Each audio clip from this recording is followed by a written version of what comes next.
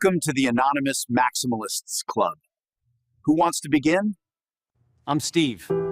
I opened the Kaspa white paper. Thought it'd take 5 minutes. I couldn't stop reading it. I said I'd never touch alts, ever, but Kaspa, it made sense. Now it's 10% of my portfolio. I'm thinking of selling all my Bitcoin. Ooh. And going full Kaspa. Thank you for your honesty. You are safe here. We will always support you. But please come back to your senses. You are still maximalists. And this is not for social media.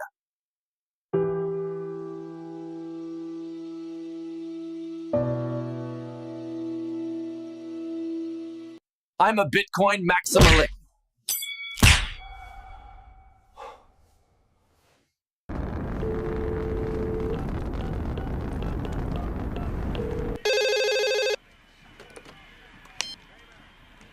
Yo. Hello, Satoshi. What you doing? Just digging into Kaspa. It's wild, Elon. Are you alone? What's up? What's up? What's going on? Who's that? Jack, go to our chat. What's up? What's up? Yo, Mike, grab the line. Yo. What's up?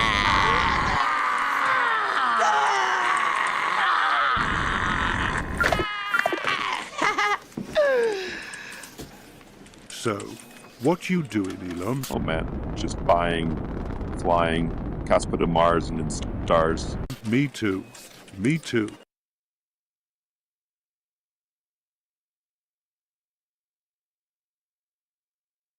The world demands faster, fairer ways to transfer value. Yet too many blockchains still get slowed down by outdated design. Unlike traditional blockchains that process blocks one by one, Kaspa utilizes the Ghost DAG protocol, allowing multiple blocks to be created and confirmed in parallel, reaching speeds of up to 10 blocks per second. Kaspa delivers speed, security, and decentralization all together. With instant confirmations and near zero fees, Kaspa's built to move value like never before. Kaspa is for payments, offering instant, low-fee transfers for anyone, anywhere. Kaspa is for business, already used by merchants and retailers for fast and low-fee payments. Kaspa is for the future.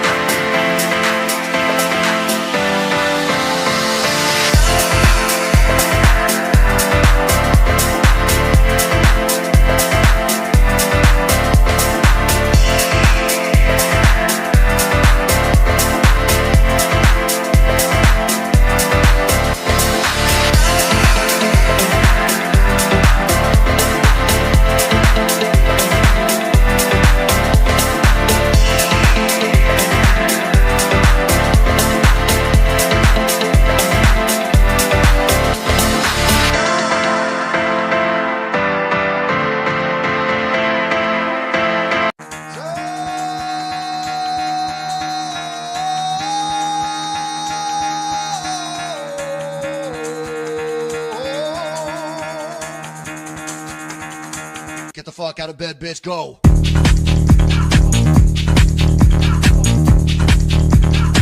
Get up, and get the guy go.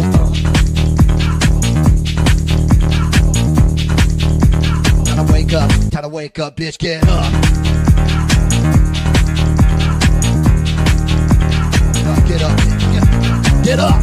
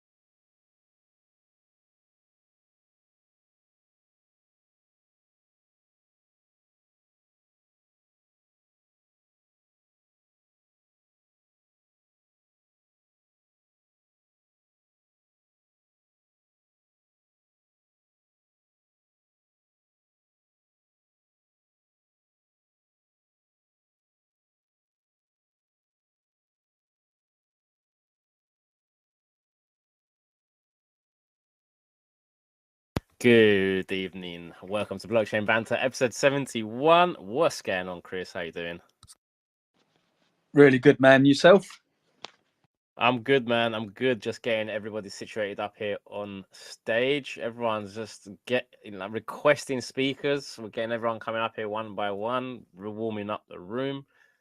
Can't wait to get into it, man. We've got a nice banger of an episode today. What's been happening? Yeah, we've definitely got a good one today. And it looks like Cass has decided to pump for us because obviously it's Blockchain Banter. Come on, let's go. Couldn't pick the better day for me to wrestle with my microphone mute button there again. But Cass is pumping. Let's go, man. Where are we at now?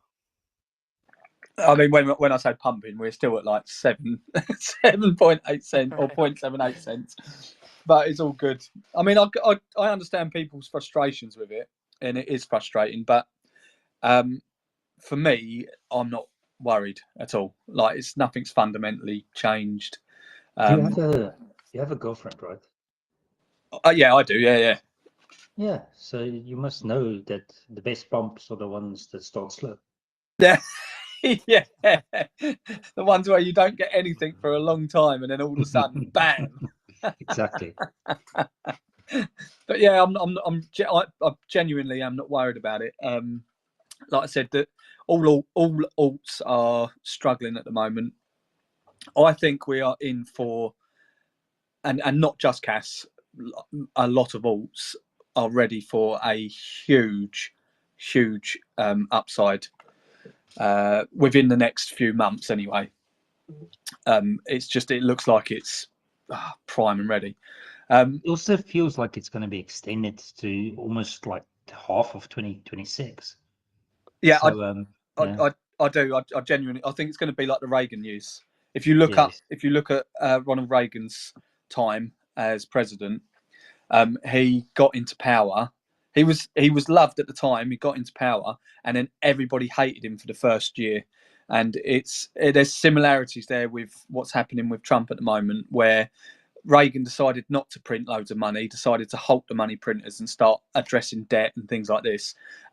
Whereas Trump's hand's been a little bit forced, where he can't print money, but it follows the same sort of path. It all goes to that sort of thing. So that there's been a delay in the money printing, but they have to print. And as soon as that starts, it is going to be, to be honest with you, they've already started. But once that catches up, because you've got monetary inflation, then you've got price inflation, two different things. Monetary inflation happens first, and then once that gets trickled down into the economy, you then get price inflation. We're going to feel that soon, and it's going to pump hard. I really do. I genuinely do think so. And I think the fact that people are getting upset and annoyed, and it's understandable, but the fact that people are sort of at that stage now, I mean, I've remember this from the last cycles where people get like this and they're just like, I've had enough. Even the most diehard people, and that's when the capitulation stage is when it catches you. So yeah, and you got to remember, like, it's the big boys playing now. Like, for Kaspa to go to zero, to like, it got to like 4 billion, but 2 billion now market cap. That's incredible, and that's done on a lot of retail money. But retail can only take you so far. The rest is institutional, and a lot of institutions are wanting to sort of allocate, but it's all risk off assets at the moment. And weirdly enough, Bitcoin's become a risk-off asset in this cycle. It never used to be. It is now, which is why it's pumping along with other risk-off assets like gold and silver and things like this, and even like risk-off asset stocks, like stuff people always need, food and oil and whatever. But there's more to it. You know the story I've told about how I changed that Bitcoin or that crypto from 30,000 to 300,000 over a year and a half. And it was pressed upon me with my environment. So my environment pressed me into it, my environment pressed me out of it. So it wasn't an intellect or anything of sorts. And something similar is happening to me at the moment, and it's indicating that Q2 2026 is where this is going to complete. So I'll tell you next time we come together why I believe this is going to happen. But yeah. I don't think you're far wrong. It sort of goes in line with what I'm thinking about the sort of extended pump through the Reagan years. Like if you look at the Reagan years, after the first year of hell, the second, third, fourth, you just look it up. The stock market had the longest and biggest boom it's ever had, and it was basically because of just that period of not printing. It really, like, if we're grown up adults, and we should be, technically, what Powell's doing is the right move. You shouldn't print any more money. It should be, if we want the dollar and everything in fiat to get stronger, this is what actually needs to happen. But it never will. It can't now. Maths has taken over. The debt bubble's way too big.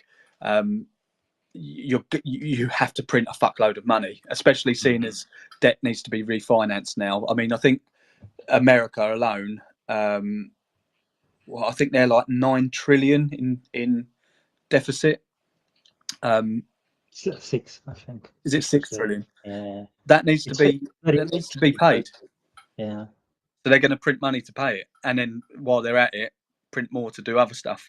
It's like Milton Friedman said, like with inflation, when they print, it's like being drunk. When they print, that's like you being drunk. You're enjoying yourself. It's great. It's brilliant fun. When they initially print, when the effects catch up to the inflation, to the printing, that's when you've got the hangover, and that's sort of what it's going to be like. Once printing starts, we're all going to feel fucking mega rich again and really happy. But we do actually need to understand that is fairly short lived, and and capital rotation's a real thing. Yeah, of course. But yeah, how are you doing anyway, man? Me? Yeah. Well, I'm okay. It's just had a bit of issues with Wolf and his Afrit kicking in again, so that usually makes up the tough days. But other than that, all good. Me and Levendi are talking a lot, and he's coming to Wolfies, and we've got all the physical events that's coming to Wolf. We'll get in all of that later, but yeah, it's all good. It's all moving forward. Yeah, I definitely want to touch on that later on in the show, 100%, because there's some really exciting stuff happening with that and with Wolfie's Bar, and it's actually a really good.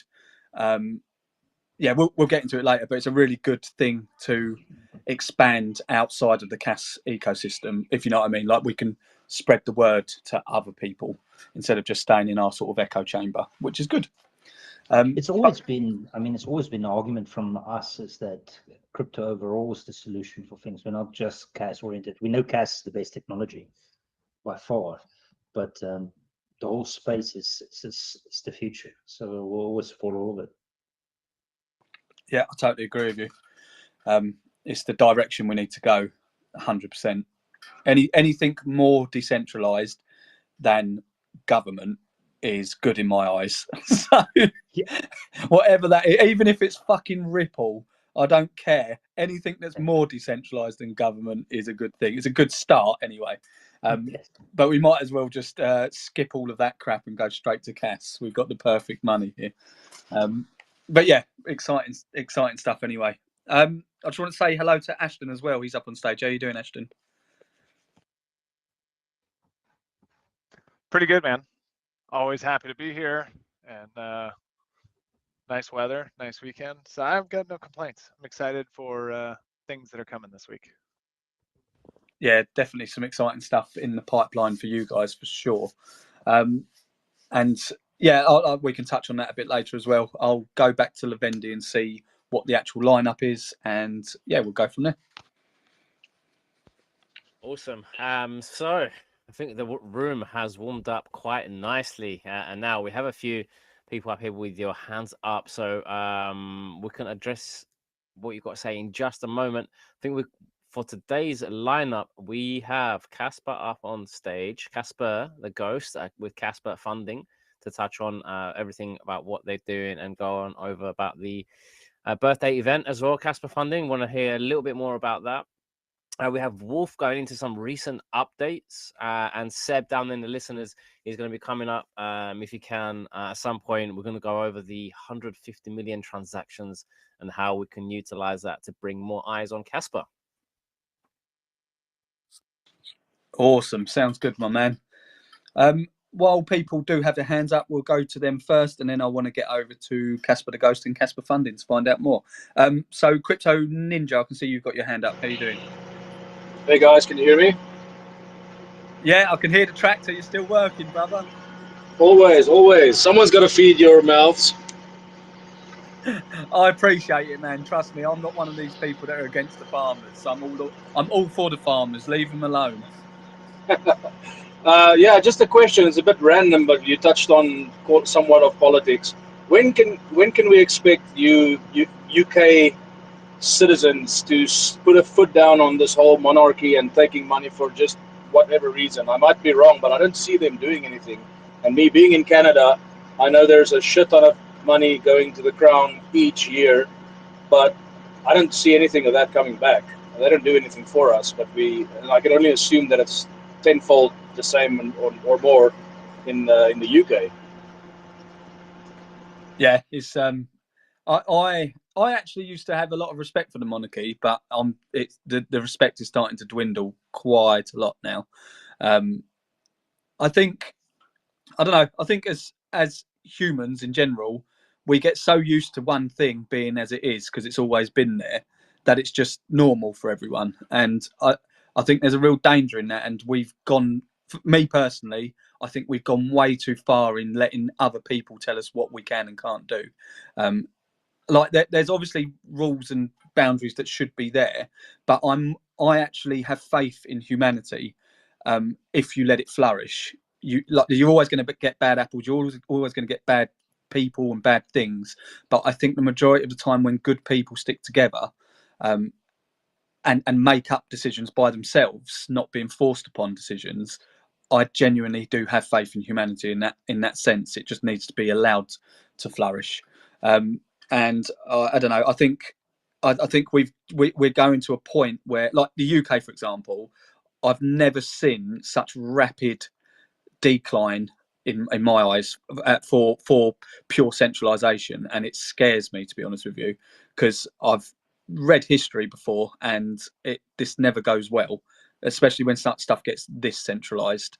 It's never gone well so far, anyway. And I'm not so much scared for me. I'm scared for my kids, to be honest with you. So that's something that does concern me. But change like that doesn't happen overnight, and this is one of the reasons why I really do want to push Kaspa adoption. Because I mean, Wolf, we've talked about this plenty of times, but this is actually the first time in history that we could genuinely have a peaceful revolution, not one that has to shed blood. Because all you have to do is the reason they've got the power is because they control the money, and money is power, whether you like it or not. You need it. All we have to do, and I say all we have to do, is a fucking hard task, but convince the worlds that want to be free to switch over to Kaspa, and use that standard. Just forget everything else, forget the noise. Just no, we're using our own currency now, and that's it. You've got your peaceful revolution. I can't say it. I keep saying resolution. But yeah, I mean, that was a long-winded answer. I'm sorry, man, but I think, yeah, long story short, monarchy probably aren't going to go anywhere anytime soon. A revolution does need to happen, but I hope it is a peaceful one, and the peaceful one can be Kaspa, in my opinion. So just to add to that, so the monarchy legally doesn't have any bound in the UK. So effectively, the government has got more power, and the government is the biggest problem we have at the moment, because they're the ones that's rolling our freedoms at the speed of light. So that's that part of it. The other thing about the monarchy is, even though they cost a certain amount, I think Charles's maintenance or money he gets each year is 110 mil. But the monarch puts, I think last estimates was about 20 bill into the economy in regards to tourism. So in context of them effectively being an advertisement or a theme park, they have function in the UK and they continue to add to the economy. Whether they actually have influence as what people think they have, that's a bit more conspiracy theory type of realm we can go. Not that I think it's not probably the case, could very well be, but it's not very visible in that sense. But for me, the bigger issue, of course, is the UK government and the pursuits they are taking in regards to curbing our freedoms and hurting us. And as Chris said, crypto is one of the things we can utilize to make sure that that type of revolution happens without violence and without the nonsense in the past, and most probably also giving us the ability to save ourselves. Because one of the things about empires that fall historically, if you look at Rome, we have this perception that these things happen in an instant. Just you read a history book, you see Rome fell and this and this and this year, and you think, oh, this is it. But it actually took, like Rome took a couple of 100 years to demise to where it was and to break up. And most of the big empires took a really long time to collapse. And if I think if you look at the UK, for instance, we're probably pushing 100 years now, 140 years since it started demising from controlling, from being the biggest empire ever this planet had. I mean, the UK's reach was just, it's never, no one's ever controlled this much land and resource. And now we're paying Mauritius like 40 billion to reparations just because we use an island or some shit. I don't know. But the reality of it is the government's the bigger issue. And we need to take control back. And they're not going to allow us to take control back. We see this constantly in the UK. I mean, the speed of things that's happening. We've got a digital ID, which is just going to be forced upon us. They're now talking about making protests a one-off, that you can't protest for a second time on the same subject to try and stop it, which of course is it's another curbing of our rights and freedoms. So that's my bigger worry. But with crypto, if we take money away, the control of money away from government, then you put it back into the community's pocket and decision-making framework, and what we then spend it on is what we value, and that's what will grow, and the rest will just die out. So that's the method and the madness here, and the bigger picture that everybody should always remember when they invest and participate in this space. You're actually building something that can change the world, and you need to always remember that. So it's not about just making a quick buck and lots of money, and the reality of it is, it feels like it's a lot of money we're making with crypto if you're part of the guys that's actually grabbed all the bull runs, but it's actually not. It's not gains, it's the demise of fiat that's so quick to the other direction, which is causing crypto to be such a big gainer. So actually all you're doing is you're keeping your wealth the same and growing it according to what would have happened if they didn't do the successive printing. Anyway, that's my 2 cents. Yeah, and it's completely true, especially with what you were saying about it's the demise of the currency rather than possibly the value going up of the thing, the asset that you're in. Yeah. Like we see in the UK, we see this with house prices. Like everyone thinks they're getting rich because of the house price. It's like, not really, because sell the house and then get something exactly similar. Like if you're selling a 4-bed house, you can only buy a 4-bed house that's the same, if you know what I mean. Less. Yeah, or less, yeah. Yeah, it's 10% at the moment. So house prices, the gain you've had in the last 7 years in your house price in the UK on average is minus 10%. So 10% per. Exactly. I think all you're doing when you're selling a house, you're basically scaling down and hopefully saving on maintenance or time more than anything else than actual money. Well, I mean, there's a big argument that owning a house is not really wealth creation at all anymore. If you look at I don't know if you guys follow the owner of Telegram, but he's a nomad. He doesn't own any property. he doesn't actually utilize his phone either. He doesn't carry a phone with him, and which is quite interesting, given that the guy that owns Telegram doesn't have a phone. He's got his PAs that handle certain things with his phone, but he doesn't have a phone with him at all. So digital assets like crypto, Bitcoin, Kaspa, those things, that seems to be the future in regards to wealth creation, because no one can get their hands on it in the extent that they can with property and things now. So yeah, something to think about. Cool, we've gone real deep already, and we've not even actually had our first guest up. You haven't even given me a beer. So yeah, I know. Tell me about it. I've already drunk my coffee. I had a fresh coffee, and it's already gone. That's how interesting this has been already. But yeah, good discussions. I like things like this. But yeah, no, thank you for the question, Crypto Ninja. I'll try get on with booting the monarchy out. I'll have to pull an Ashton on them. But the Boston Tea Party. Anyway, I want to move over to Kaspa the Ghost and Kaspa Funding. How are you guys doing? It's great to have you up. Hey Chris, hey fam, how's it going? You hear me? Yeah, I can hear you perfectly, nice. man. How you doing? Thanks so much, and thanks for everybody for being here, and thanks again, Levendi and Chris, for inviting us. And spending the Monday as every Monday, a ton of work and really busy, but yeah, normal Monday nowadays. And yeah, I was loving the conversation. The first question was like, bang, the monarchy here in Spain is, another topic that is pretty crazy, to touch. And nowadays it's even more crazier because we are knowing more details about our monarchy. So yeah, we could spend hours talking about that. But yeah, and pretty glad to be here with you guys. And I would love to share some alpha. But yeah, let's talk with Kaspa Funding too. Hi everyone, good afternoon. Hope everyone's doing good. What's up, Levendi? What's up, Chris? Shout out to Wolfie, actually all the great people. So we're just checking in. As you guys know, last year we held the third Kaspa birthday party in Miami. Did a free event, had a bunch of people come out, and it was just a one-day event of just like celebrating Kaspa.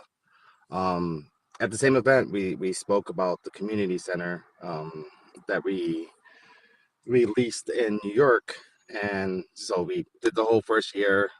The whole first year was spent pretty much, the first release, setting up the interior, getting everything that we would need to utilize the space in the future. Now, Kaspa's fourth birthday is upon us, and we're holding an event at the community center. Unfortunately, unlike the first one, there's actually tickets and fees involved, because the community center, the lease every year is $25,000 just to have the doors open. And what we did is we put some ticket prices to help, literally go towards keeping the center itself open for community use, and if other projects want to do events and so on and so forth. So we actually have a community space. So in order to keep the doors open, we need the community to be involved. So we set a 3-day event instead of a one-day event. We reached out to a few people and a few projects. We're still waiting to hear back from several people, and it's just a collaboration of celebrating all that's been Kaspa, and we look forward to all those who are going to come out, those who are shooting us messages. We have we're going to utilize a lot of things like Fiverr, for example, to stream the event. We have a few people who are going to do a couple presentations. We look forward to hear other people who want to do presentations. We hope that they're product people who want to come out and showcase their businesses. There's been a lot going on. It's been, I think we reached out in July to a few people and let them know, hey, this is what's coming down the pipeline. The last few months we spent setting up the space, the tables, the showcases, the display cases, and all these things that we will need for future events and for future community members to utilize. There's a lot of fun things going on in the event that I'm aware of. I know the Kaspa team are doing some minor giveaways, so there's going to be a lot of fun things and a lot of just community celebration going on. I'll pause there. If anyone has any questions or wants to just, know more about what we're planning and how to get involved and who to contact and, where to view, etc. Bro, I'm so glad you're doing this because, yeah, like you said, last year you done one and it looked awesome. It looked really, really good. And now this year you're going for a 3-day event. That is massive, man. That's so cool. Again, I wish is it in Miami again, or is it New York? I can't remember where this particular one is now.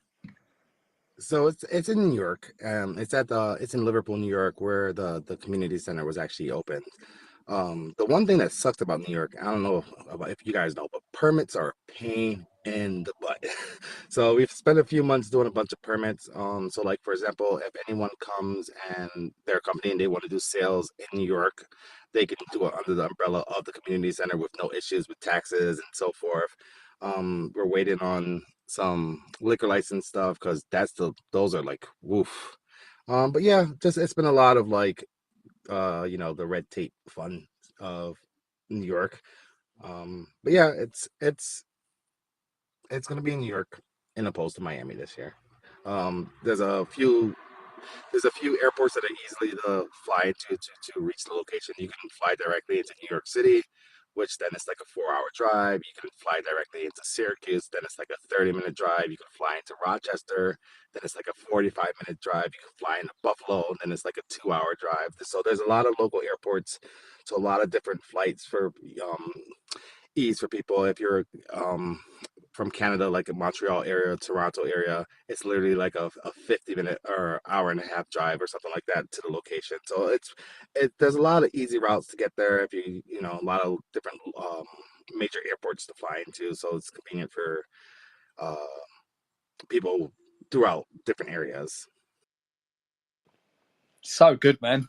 And I was going to say about the liquor license, like technically, if you sell it in cash, is that a recorded sale, or like could you do some clever book? New York's a really weird state when it comes to alcohol. So it's, for example, like you can have a closed event where you can supply alcohol as like a bring your own beer and stuff like that, or provide from the company, but then it requires a certain amount of people. Like you can't have more than like 20 people. It gets really funky, and rule of thumb is always to protect people. But yeah, it'll still be considered a sale just because it's like the presence of alcohol itself. It's New York. When I say New York is a funky, weird, like everything's like there's permits for everything, like even like utilizing outside space. It's crazy. One thing I've got from this so far is I really want to use the word funky more often because I absolutely love that word. It's real funky. I love it. But yeah, I mean, yeah, sorry. I choose funky over the other F word because. But yeah, it's just one of those states. I know there's like certain states that are a lot lax, like if you're in Maine, I think California is actually pretty strict too. It just depends on what area of what state you're in, and it's really funny because it differentiates if you're in upstate versus if you're in the city. Like there's certain rules that just change. America confuses the hell out of me, man. It really does. Like even just like I hear that you have to work out your tax that you're going to pay on your food shopping as you're going round. That just blows my mind. There's so many crazy things that happen in America that just do not make sense to me. But yeah, sales anyway. tax, yeah, it's weird. It depends on the state too. Some states are 8%, and like some states don't have taxes on like clothes and stuff. It literally depends on what state you're in. It gets really weird. Jesus, yeah, it'd be a minefield for me. I'd probably just stay in one area in America, probably the most least taxed area, and that would be me. I don't think I could switch states. It'd be too confusing for me. I'd just be a hermit. I'd just stay in my own little place in America. That would do me. But anyway, going back to the actual event itself, I think that's really, really cool that you're going to stream some of this on Vivor as well. I actually love that platform. I think it's a brilliant platform. So I think that is a great way to utilize that as well, especially so everyone, like, you don't have to be in America to get involved. You can watch it from where you are, if you're in a different country, like me, for example. So is this a lot? Is this a collab between Kaspa the Ghost and obviously you guys, Kaspa Funding? Yeah, so it's to be honest, it's supposed to be just like a whole full community effort, but you know, it's, you know, when you're trying to get many different people in the community like together, it's like you shoot these emails or shoot these messages, and it's like, wait for this, you gotta wait for this because this person's doing this. So it's I would say right now, Andrew from Casper has been doing a lot of heavy lifting, so shout out to him. But yeah, like it's mainly supposed to be a huge community effort. Hence why we say if there's more community members who want to be involved or have suggestions and things like that, because it's not our celebration. It's a celebration for the community and for Caspa. So like if Caspa and Caspians don't want to celebrate it, then and it doesn't continue, then there's no reason to do this in the future. You know, there's no drive for it, you know. I was sad because I wanted to go to the Caspa experience really bad, but with the way the year's been going and what's been going on in New York State, with, I don't know if a lot of you follow like electricity stuff, but if you ever have a moment, look up upstate New York and exporting electricity. It's been a very scary situation for those of us up here who deal with mining and stuff. We went from like 8 cents to 16 cents in like 3 months. It's been insane. But yeah, like I said, back to the topic at hand. It's one of those things where like it starts out heavy lifted by 1 or 2, 3 people, but it's not supposed to be. It's supposed to be a community centric event for a community centric space. Like I said, the lease on the space is 25 grand. I paid 25 grand the first year. The second year, we're hoping that, you know, some of this event goes towards keeping the doors open so we can have more and more and more events. So say Wolfie wants to do an event in New York, or he can be like, hey, we're using the space. Cool, go ahead. Or, you know, if, I don't know, I'll use a random person, Seb's like, hey, I'm going to be in the area. Can you open the center so we can do this? That's the whole point, because like the place isn't there to like make any money. It's not supposed to be like a business in that aspect. It's supposed to be a place for members and community members to be able to utilize and showcase and teach people. Since there's a lot of local schools and there's actually tons. When you guys come to the event, you'll see there's tons and tons and tons and tons of plazas and stores just like in the general vicinity, and most of these people don't know about Caspa, so it's a great way to introduce a lot of businesses to Caspa. Our next door plaza has a huge what's the good way to put this, a greenery place, and like there's a lot of places that should be involved and learn about different avenues of crypto and money. Well, I absolutely love that, man. And if people were interested in coming to this, is there a website or anything that can get linked so we can stick that on the Jumbotron and then people can take a look and hopefully get involved?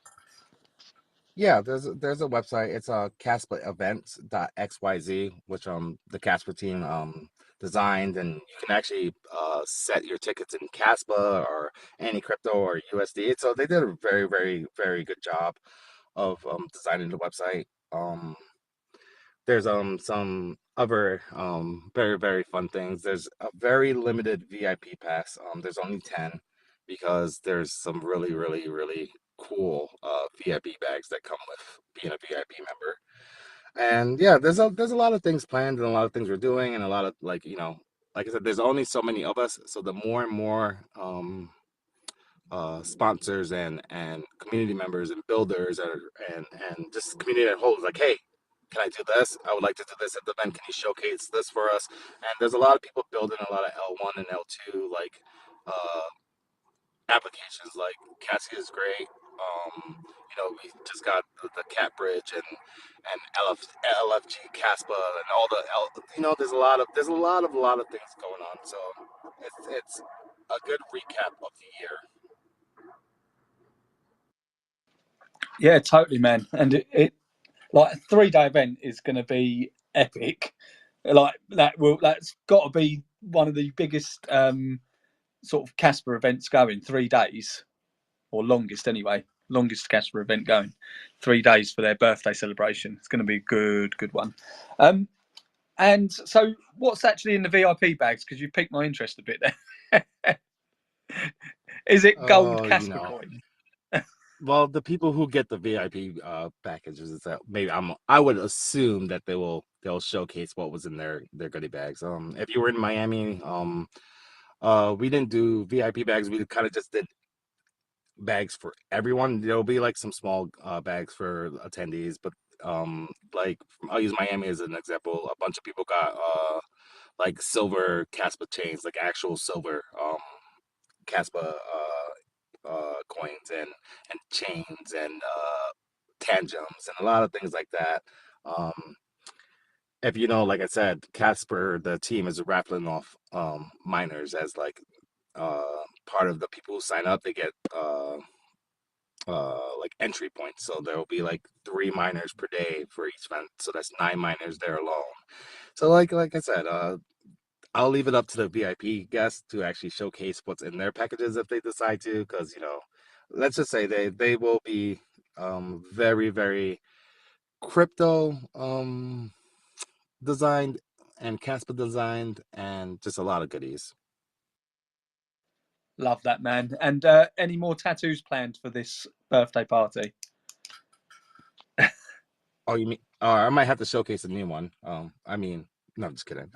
Probably. It depends on how the night goes. There's a lot of fun things to do in the area. So, like, for example, the at the end of day 3, we're going to do a VIP closed event, and take some people out and show them the area. That's what's written up to be done. There's, like I said, there's a lot of things to do for 3 days event, because you can't deviate too much between each days, because some people are only getting a 1-day pass. So if you'll get a 1-day pass, you want to get a general of the same experience but different. Does that make sense? So like they're going to be similar in structure, but every day is a little different. Love that, man. And this event, is it going to be over the 7th, 8th and 9th? Correct. Awesome, makes sense. Yeah, brilliant. Just one more time for us. Could you let us know what the website is so people in the audience can go have a look for themselves? Sure. It's Kaspa and then events.xyz. I'll drop it in the blockchain Banter group, so you can share it to the community, etc. Yeah, that would be perfect. And then hopefully we can get that up on the Jumbotron as well, so everybody here can go have a look and get involved. Yeah, literally, it's not far away now, Kaspa's birthday. So yeah, get involved if you want to go. If you're about in America, near New York, then jump on board. It sounds like a good one. If anyone has any, if there's any alternative questions, or if anyone has, just general input or so on and so forth, we'll be on. So don't hesitate to ask. Appreciate that, man. Is there anything else you wanted to add before we do move on to our next speakers, either from you or Kaspa the Ghost? Yes, sir. I just want to thanks again, guys, for having us here.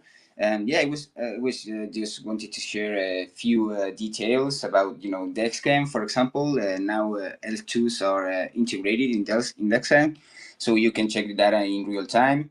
And also we migrated all the bridge tokens from KRC20, the L1 to the L2s. By the moment we have a bunch of them, but if you have, or if you are a dev or an owner of a project and yours is not integrated, just as the team, you can ask us through this account or through that scan account, And yeah, by the moment we have Nacho, Seal, Bite, Caspi, Wolfie, and a bunch more. So yeah, we willing to integrate much more, and to have all the data there, so all the Caspians can check real time, real data in real time. So it's cool. And also we are waiting for some updates on Vivor. So yeah, let's see how these weeks evolve. But yeah, I can assure the community that we were listening to the feedback all this time, and we were making some lists and some roadmaps. So in the future, we're gonna be revealing more details about what's coming. But yeah, we can ensure the community this week or these next days they're gonna have a new update on Vivor. So yeah, stay tuned. And thanks again, guys. No worries. Can see Ashton's got his hand up. He's got a question. Go ahead, Ashton. Of course. Thanks, man. Hey, Alberto. Good to hear from you, man. Every time you're up here and I hear your voice, it's a nice. It feels nice because it's been a long time. We don't get a chance to talk often. But I had two questions. So one, on your tokens for DagScan, we just made a endpoint from CapBridge publicly available, and it's essentially just a token pair endpoint that gives you the KRC20 and matching ERC20 on Casplex L2 data. So you should be able to, if you guys want to, completely optional for you, of course, but if you want to auto add any KRC20 that already existed on L1 that's going through the bridge, I can hook you up with an endpoint that makes that turnkey and very easy for you. Yo, man, that would be awesome, man. For real, big thanks, because I feel the same. Like, this is like the first days on Blockchain Banter. This is the 71 episode, I think. But we were here like on the first ones. I remember it, and I'm so glad to be here again, man. And it's so cool to share again the stage with you. And of course, man, every kind of help, every kind of feedback, every kind of idea is more than welcome, because at the end, as Kaspa Funding was saying on his side, on the Kaspa Verde event, and we are developing at the end for the community. Also, we don't introduce yet all the functionalities for Casper token itself, because we want first to give the community all the tools only for Caspians, for the whole, right? So every feedback is more than welcome, man. And if you want to share more details on privately or any kind of more information, because as you know, I'm not the tech guy behind this, because I'm not the best guy for this, but yeah, I can definitely share with Andrew. We can arrange whatever, man, and we will be more than open for that, man. Okay, cool. Yeah, sounds good. I'll get in a DM chat with Andrew or a group with both of you or something like that and share it. The second thing is along the same lines. Andrew had previously asked me about a Moonbound API for showcasing like tokens or trading volume or something like that, and we just finished that yesterday in advance of the impending launch here. So happy to share that with you guys too. Should make integration real easy. Yo, man, that's awesome to hear. I think you revealed some big alpha yet, but man, that's awesome to hear. And of course, man, we are open for that. And yeah, that you can count for us for everything. If there is any kind of issue or problem, whatever with the data, just ask us, and we will do the same, man. And so glad to hear that, man. And thanks again for all the feedback and all the love and the support, man, for real. Yeah, absolutely. Cool. Sounds good. Thanks, Alberto. And hats off to you guys. It's great work you guys are doing too.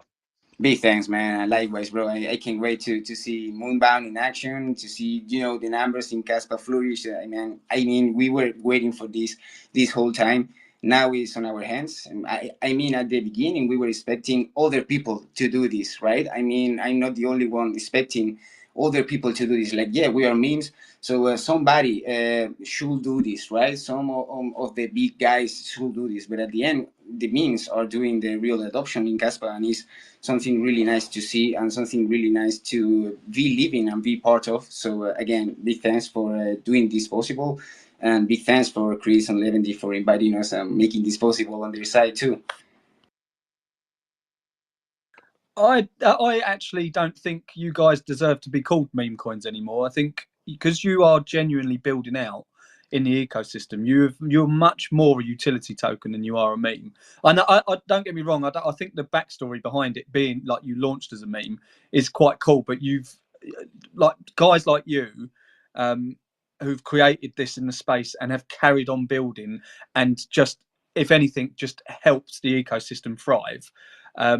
I think just calling yourselves a meme coin now is a disservice. I think you are so much more than that, and it's really good to see. I absolutely love it. I really do. I think it's brilliant. So Chris, I unmuted real quick because I could not agree with you more. And creating a new category in anything, it doesn't matter if you're doing it in like a grocery store or whatever, construction, a new category of service is very hard to establish like psychologically. So we need your help here. Hopefully Alberto will agree. I want to coin or use the term community token.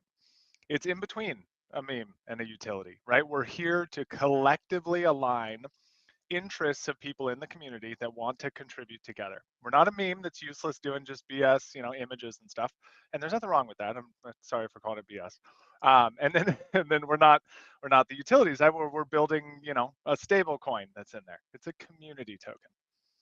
Exactly, man. It's like an hybrid or something like that. We have the best of both worlds, right?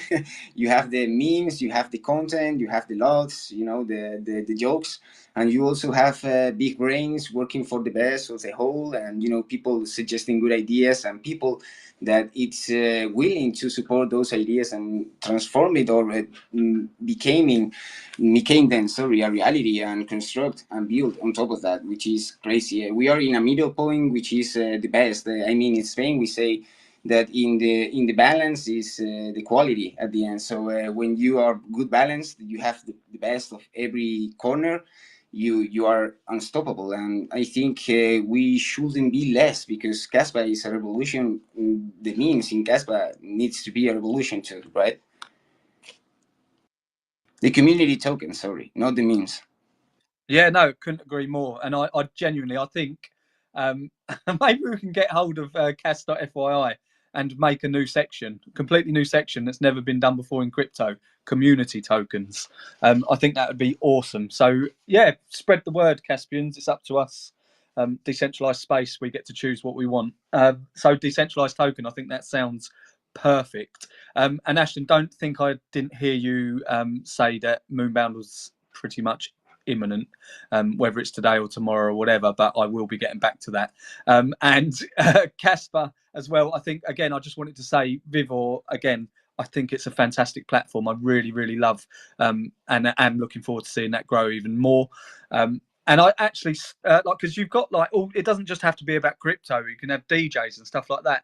And I can't, is he listening? Yes, he is. Damien's listening. He done a DJ set the other day, or put out SoundCloud. And honestly, I listened to that for a good hour. I was like sort of just doing stuff in the background. And I've got to say, Damien, it was awesome, man. But yeah, definitely do a set if you can on Vivor, because I think that would be fantastic. Genuinely, I think that'd be so good. While I've been rambling on, I can see Casper Onion's got a question. He's got his hand up. Go ahead, Casper Onion. Hey, I'm assuming you're referencing me. I know the O's kind of the rest of the second word is blocked off. It's Casper Omega. The Casper Onion's already taken, unfortunately. But yeah, I mean, thanks for having me on, guys.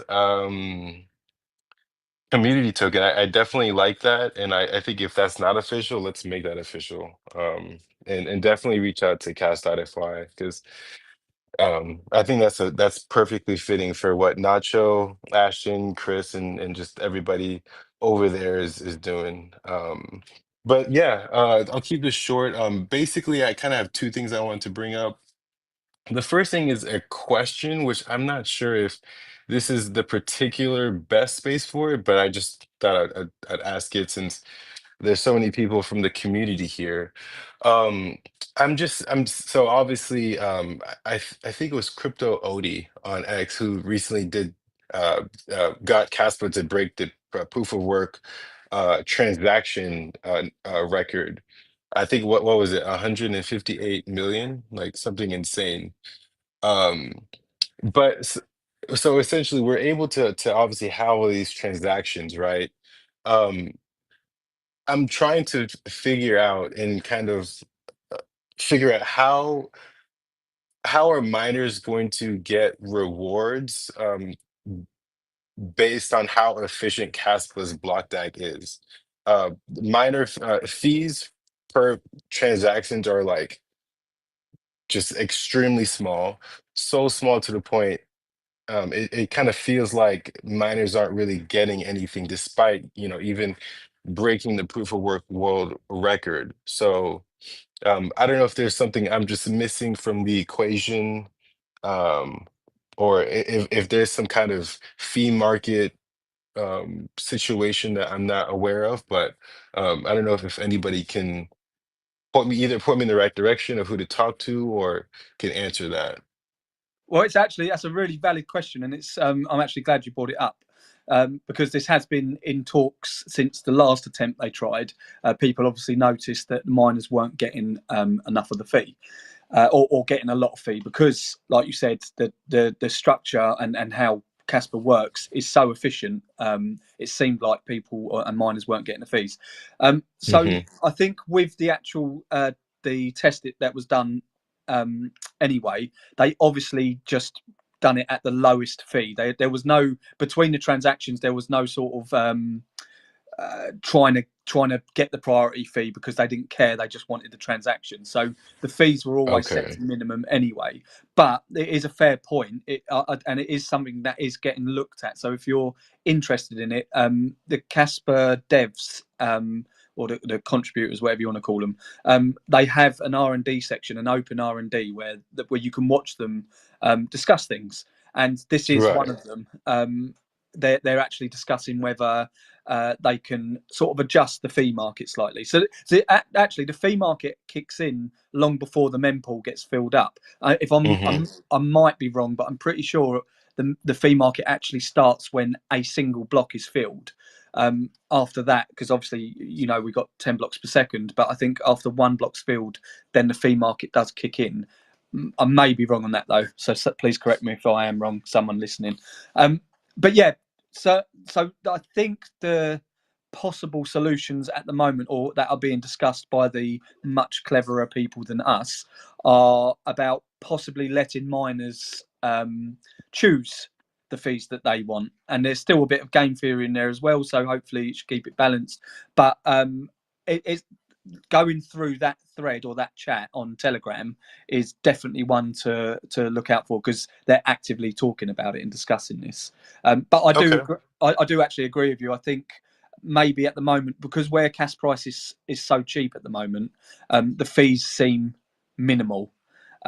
Whereas if cash price was at a better range, those fees would actually be quite juicy, or Yeah. sustain them. But yeah, Okay. it's certainly something to think about, and it's a fair question, because obviously with such a quick emission schedule, we Hmm. are going to be needing those fees to stabilize the miners. Yeah. Yeah, and that kind of segues into the second thing I wanted to talk about, which is a bit of a project that I'm working on. It's still in the early stages, but it's something that has come out of from what I can see, is the necessity of a um, strong kind of tail with a strong fee generation for I was about to say blockchain, the block tag, to support miners. And I'm thinking about what skills do I have? How can I contribute? Um, and how can I contribute in a way that it's something that can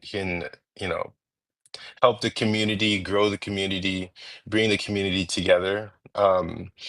And so it started out as my idea kind of started out as an NFT project with some kind of utility.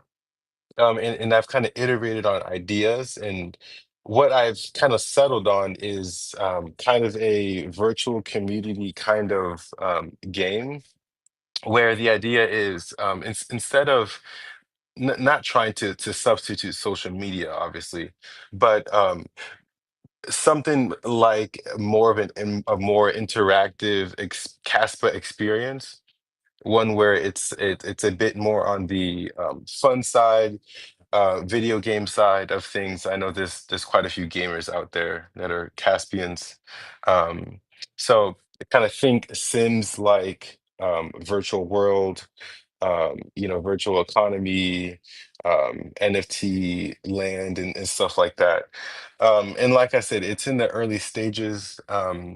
And I've spoken to a couple teams within the Caspa space to see, what their thoughts on get advice. For instance, I reached out to Ashton probably a month or two ago, and I've gotten some really good advice. But I've realized I'm at the point where can't do something this big and at the quality I would want it by myself.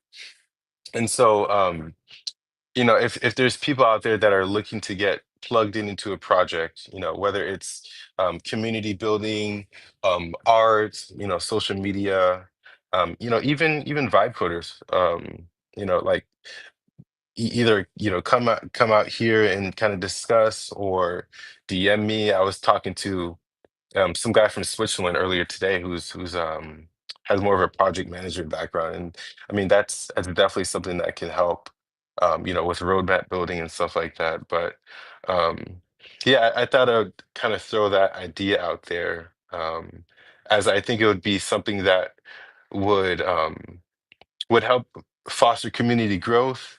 It can incorporate different um, projects within the Caspa space, the Caspa ecosystem. Think, Viber streaming on maybe like, Caspa.com platform, and kind of just intermingling different projects together. Maybe even incorporating Cassia messaging kind of infrastructure into the chat function of the game. Like, just these are ideas that I'm thinking about, early conversations with teams. And so if this is something that might be interest of your time, I mean, definitely reach out. I think there, I think no matter what your skills are, even if your skill is just talking on X, texting on X, that's something that could be valuable to this early project. So, um, thanks for your time, guys. Thanks, Chris. Thanks, everybody. And yeah, just let me know. Yeah, man, I appreciate you coming up and like sharing that with us, because, like I said, this is the perfect space to do it in. Like, hopefully, we have enough audience in here that may want to get involved in something like that for sure. I can see Seb came up. He may put me right on what I was saying, because I do want to make sure the information I put out is right. Seb, how are you doing? Hey, Chris, I'm doing really good. Aside from a little flu or cold that I am having in my family. So, but no, for the rest, I'm okay. But yeah, no, Kaspa Omega, he was asking the question, so I thought I know a little bit about it. So let me also take the mic. But then you went on a rant, and it was quite good, I must say. So I think it's Chris, you did a fantastic job. I did put some extra information also as a reply to this X space, and I see Quarter of Stuff also pitched in. Yeah, you can look there for quality information. I first did a screenshot, but the second thing I did, I went to the MyKai app, and I earlier on a few days ago even, and I just now copy paste his answer or its answer, and it has 3 links to interviews with Shai, who explains it, and it's time-stamped, so you go to the exact point of the interviews, so you can listen to 3 times Shai explaining how the fee system works, and I think that that helps a lot. So you can, yeah, say, I think 3 times 5 minutes, and yeah, it gives a good impression of how it should work. So yeah, that was the answer about that. So yeah, but now we are here. Shall we talk about a world record? Yes. Yeah, 100%. Well, we got you up here, definitely. I know Yeah. you're Yeah, busy in nice. between things. Yeah, maybe a Quarter of Stuff also wants to pitch in, and I'm looking if Crypto OD is here. Let me see, or where? Let me see. I don't see anybody.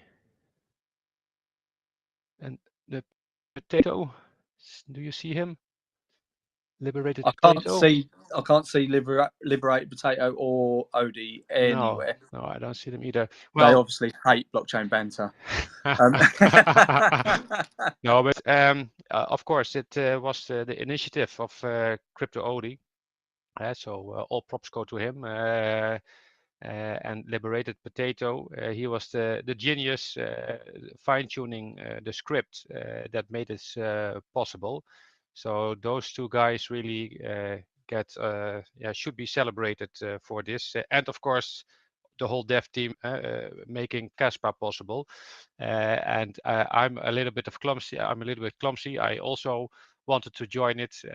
I also had my node running, but then I had 3 different tutorials of how to get that script running. And the first time it didn't work, so I took the second, and then I took the third, and in the end, I ended up without myself knowing with several nodes installed and running and crashing, and so that wasn't really successful. So now I need to reinstall my node again. Anyways, I tried. Raising awareness, stuff like that. So trying to do my parts from what I am possible or what I'm able to do.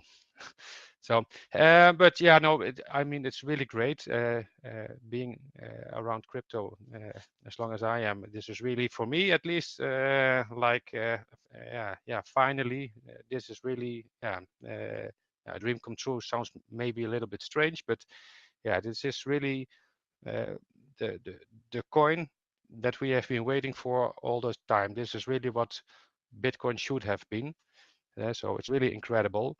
And for that also, I don't understand all the uncertainty and doubt in the last few days, of course, with the price action. But yeah, I think also with Bitcoin and all the crypto, every crypto has its periods. But something that is as sound as Kaspa, it will find its way. It really will find its way. So maybe it's more of a time preference thing.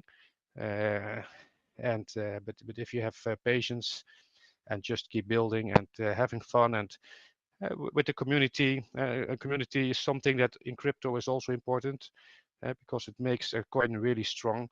And I think this is really, really a good community. So yeah, this really, really good. But 158 million transactions in 24 hours. It's really incredible. Maybe Coder of Stuff, is he still here? I'm really wondering what he has to say He about it. did leave a message in the message in the chat. Yeah. So yeah, no, it's incredible. And one of the things, and I just don't have the time to do it myself, is that it would be good if we made a press release about it. I already made a draft. Normally spoken, I'm a manager and I don't write them myself, but I make sure these things get out, normally spoken. And it also has to be done here. But we are really looking for volunteers, so somebody who can help. We have 2 things. One is we can do with somebody who likes to do press releases, stuff like that, to write it, but also to approach. It can be done in several ways. We have to see how we will do it, but maybe by just approaching the websites, or maybe we can get some money together and buy a subscription to agencies that will spread the press releases. But I think it's good as we as Kaspa also get our own public relations done a little bit better. And yeah, this is something that is so special. This should be making headlines everywhere, but it doesn't get it. Makes sense also because people have to know it. And normally spoken, with other projects, with their big teams, they also have several ladies often who are making sure that the public relation is done good. And they prepare a press release, and the moment the record is made, they send it out to everybody. And sometimes the journalists self, they build a relation with them and they make sure that it get published. So I think that is something we can do as well. So if somebody is listening who likes to do that, please contact me or somebody else from like Crypto Ori maybe, or I know Neo is also very very busy behind the scenes. But yeah, let us know. We can really do with some help. And that is also the second thing. Coder of Stuff, he asked if we could make an overview, gather all information about, let's say, the ecosystem that had some issues, all third parties. And I made a list for myself. Let me see.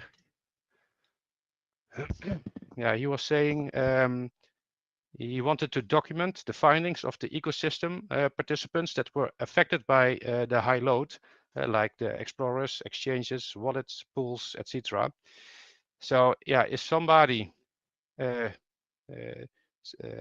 the time and likes to do it, you can get guidance. But yeah, we just need somebody who is willing to put in the time and able to put in the time to make that list and gather it. So also, if you like to do that, contact me, please, and we'll get going. So that is a really good lesson for ourselves, but also our partners in the ecosystem. So we know what to look for. So and what information we can share. So yeah, that's. Oh, I see Ashton raising his hand. Hey Seb, yeah, I had two thoughts. Yeah. One, I love writing, so I'd be happy to help with the writing side of it. I don't have the time to go reach out to these, but Chad probably has a good list already. Rubarbarian, he's probably a great start in accelerating that release, right? Yes, yes, yes. Good point. I know him. I will contact him. I will poke him. Cool. Yeah, that's perfect. Yeah. Yeah. Good.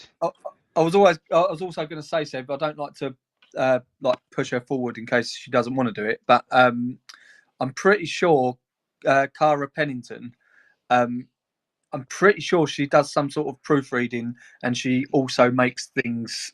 I don't know. She Englishes really well, basically. Yes, I know. She even, I think she improved in the code some typos of Michael Sutton, something like that. So something just I also poked her already, but it was only a short moment ago, an hour ago or so. So maybe she will see it and also react to it. We will see. But yeah, I was also thinking of Kara for sure. Yeah, I mean, again, there's so much talent in the Kaspa space. Like, you don't just have to be a coder. You don't just have to be, you don't have to be a coder. You don't have to be a developer. You may have a skill in other areas. So if this is your skill, what Seb's just explained here, if you can get, or you have any connections to people in like CoinDesk, I don't know, someone like that, because this is big news. It's 158. What was it? Million. 158 million transactions in 24 hours. I mean, I remember seeing BSV's one, and I thought, you know what, fair play to them, because that was a lot. I think they were 152 million, maybe. But yeah, Kaspa just coming out there and doing this, it should be something that's spoken about. This has never been done before on proof of work. Like, it's insane, insane numbers, whilst maintaining Nakamoto consensus, or generalization of it. It's just unreal. That is unreal, and never ever heard of. So it should be spoken about more, especially in the crypto space in general. Yeah, you should change the title from 150. If BSV did 152, make it 158. So everybody who will read it think, okay, this is more. In fairness, he has got plus 150 million. Yeah. So that could be like 160 million. Yeah. And Yeah, one last thing, an update. I was working on my map also, and I see Izio Dev. He helped me fix one of the biggest headaches I had. So that's working now, and I'm now finalizing, just optimizing the speed and some user interface. And yeah, I think it will be live in a few days. So finally, after putting in over I don't know how many hours. So yeah, it was only this kind of my life the last few weeks. So yeah, happy to have it. That's a nice bit of alpha there. I was going to ask you about gas maps, but yeah, really glad that that looks like that's coming out over the next couple of days. Yes. And yeah, massive shout out to Izio Dev. He is another great person in the space. He really does give up a lot of his time to push Kaspa out there and to further the ecosystem. So yeah, massive shout out to him as well. But again, a really big shout out to you as well, Seb, for doing this. I think it's going to be. I really hope people utilise this because it can be an enormous benefit for Kaspa. Like and Bitcoin or Bitcat made a really good point of saying like this is stuff that can help adoption of Kaspa. And I'm really glad that you sort of picked up that torch and really went for it. So really looking forward to seeing your iteration of that as well. And hope we'll get Wolf on there straight away. Yeah, I already talked with him. He's in. So there will be more. And Izio, he wanted to be the first member. So I said, yes, of course. You helped out. You will be the first who will be able to make an account. And if somebody else sneaks in front, I will delete it. And they have to sign up again. Izio will be first. Oh, I love that. That's fair. Yeah.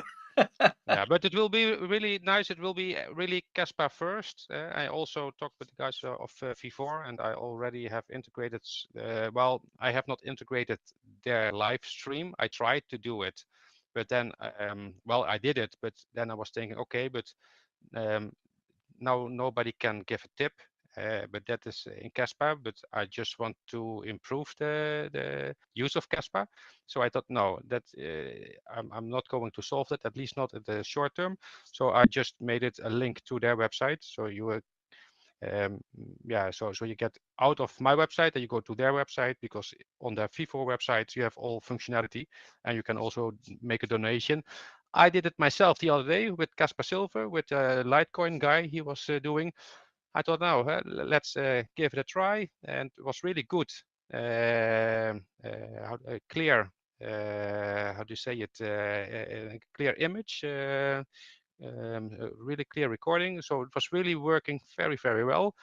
Also the donation buttons, I think it was standard 1, 5, or 10 cash, or you can do something yourself. So I pressed one of those and I just sent them some Kaspa, and it also worked fine. You can chat.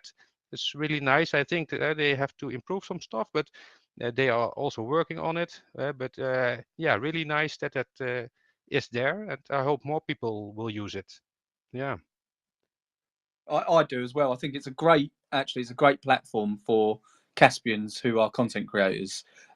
If you're streaming it anyway and doing it on YouTube or whatever, you might as well do it on Viv as well, because like you said, Seb, like people do tip. So it like you're not losing anything. If anything, you're gaining extra tips in Cas. Yeah, I think you can do both. You can do hybrid streaming with OBS. You can stream on YouTube and at the same time also on V4. And I think even they were also on Twitch, I think. So maybe they were on 3 platforms at the same time. So just add V4 to it, and the Caspians will probably find, at least I'm looking almost daily at V4 to see if there's something happening. I also saw somebody who was gaming. He had no viewers, and then I became the only viewer. So that was fun. I'm not sure what he was doing anymore. He was driving with a car somewhere, but yeah, it was fun. fun to see it, and yeah, that is being used. So yeah, great things everywhere. Yeah, 100%. And I can see Casper's got his hand up. So yeah, go ahead. Yeah, yo, first of all, big thanks, of course, because you were there the first days and you were interacting. The other day, I saw you on the Kaspa Silver event, and it was so nice to see you. And big thanks for the support, man. Also, we were reserving this as an information, for private or something, but I saw that some of the devs behind the storage function of Kaspa, they are working on a storage function, right? So you can storage data and videos, etc., on chain on Kaspa using the Kaspa technology. I saw that they are finishing their beta version or something like that for the file storage function. So this will allow people on Beaver, for example, to revisit their streamings and also upload videos like something similar for like a YouTube version on Kaspa. You could have like the videos section and the streaming section where people can also revisit their own streams, right? We are working on it. Of course, this is just a future idea for the coming months, but of course we could have the both functionalities. Like you can upload your videos for your audience, and you can also make your streams and revisit them in the future in your own profile. And maybe we can add some kind of tag where you can show if it is a stream and ending the stream, or if it is a video for your audience, whatever. So yeah, there are many things to explore in Kaspa. That's the best thing of the entire community and the entire environment. There are many things we can do, and there are many ways we can adopt Kaspa. So as far as we can go, as far we must go at the end. So all of these ideas we are debating here, maybe in the next months, are reality. As the same happened with the small contracts, the same happened with the first marketplaces. Even when there wasn't a protocol for KRC20, we were here debating what could happen, and now most of that things are reality. So yeah, let's see what happened. And of course, big thanks again for the support and for being there testing. Now, for all the audience, I will say, if you want to test Beaver, to push it to the limits, is really easy, and it's gonna become very, very easier in the next days. With the new updates, you could have your stream done without external platforms, which is crazy. Yeah, we would like to have as much testers as we can. So if you play whatever Mario Kart, or if you play Silent Hill, for example, we have a user that is always streaming Silent Hill, and it's a Caspian. And it's nice to see people just interacting, doing their daily life things like, gaming, podcast, whatever, but doing it on a cast way. So, I mean, I'm so glad that there is people interacting with it. And of course, as I said before, every kind of feedback, suggestion, idea, whatever is more than welcome. And all our updates in the future are going to be based on that. So don't hesitate to test, to push it to the limits, and to suggest whatever that comes to your mind.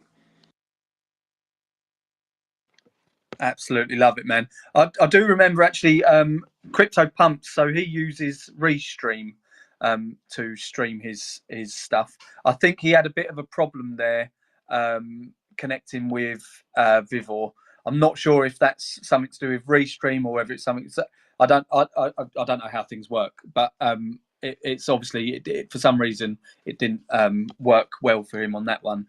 So he may want to reach out and discuss that with you guys and see if there's a workaround on that.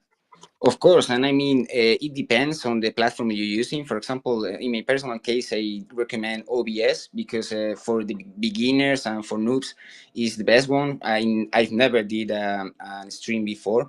On Beaver, I did the first time. My first stream ever was on Beaver, so it's pretty crazy. But yeah, it just depends on the platform you're using. And also now with the new updates, we're gonna cancel that barrier. You're not gonna need another platform on your desktop or whatever for doing the streams, and it's gonna be crazy. And whenever the future mobile wallets for the smart contracts and etc. arrive on Kaspa, it's gonna be even better. For the L1, it's gonna be even better because we can allow people to do streams on mobile. You can do some in real life events, in real life streams. So if you're doing whatever, or, for example, imagine you are driving on the truck or whatever. I know many Caspians are truck drivers, Imagine you are just sharing your thoughts, sharing your journey, right? You're sharing the all the land you're visiting, everything you're doing. I find that truly interesting, and I know many people in my country and many friends of mine used to see streamings on Twitch, where on these kind of platforms, just of random people, which is good people, and it's good to hear them sometimes, and it's truly random to see this, but there is people earning money with that, and it's cool. And if you can earn some money with that, share your thoughts, have your community, and support Kaspa and earn the 100% of your tips, because we need to remember that we're here also for make people make creators feel better with their content, because if you are creating your content and you are receiving only the 60% of what you're generating, sometimes you feel like, okay, this is not enough for covering my things or whatever. But if you are big enough and you are receiving the 100% of your fees or your tips, sorry, with no fees involved, is next level. Everything on chain. So let's get it. Yeah, Yeah. if I may make one suggestion, also add a higher amount standard. So I think now 10 is the most, and then you have to type something, but maybe do also one of 50 costs, something like that, just an extra. So I think if there was 50, maybe I chose 50 last time. So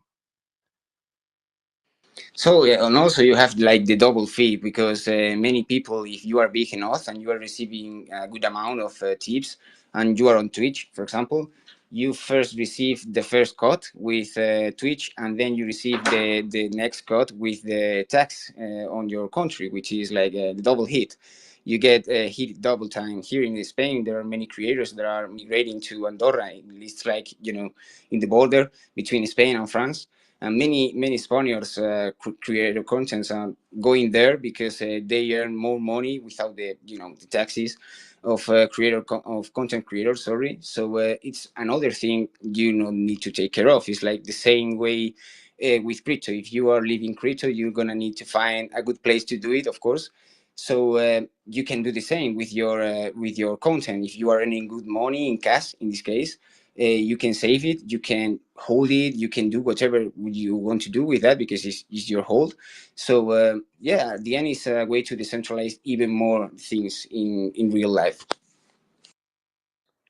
I think I might, especially if you add a 50 tip, 50 cast tip on the tip page, I might just stream myself drinking beer, and for every 50 cas I get, I'll down Yo, it. it's possible. yes, yes, do it, People can do do it. whatever. I'll I do it mean, for free. if you are up to do that, I mean, yeah, of course, we allow people to donate even 100 cas or 1,000 cas, of course. I mean, it just up the community at the end. And I don't know if there is a real limit. I didn't try. I need to be honest. I didn't try to donate more than 50 cas or 10 cas. But yeah, I think you can type the quantity you want to donate, like 100 cas or 50 cas. And if you have the enough amount on Casware, in this case, you can donate it. So just tell your community to go on BV in Vivor and donate 50 cas. And if they donate 50 cas, you need to do something depending on the episode. So, nothing hurting, or nothing, crazy, really crazy. But yeah, something cool. Yeah, but do it. What about But just add the 50. I think especially in countries like mine in the Netherlands, if we really like something, the 50 Kaspa, it's easy for us to pay. And if we really want to support the content creator, it is something it's easy to do. So I think because 1, 5, and 10, I think it is now.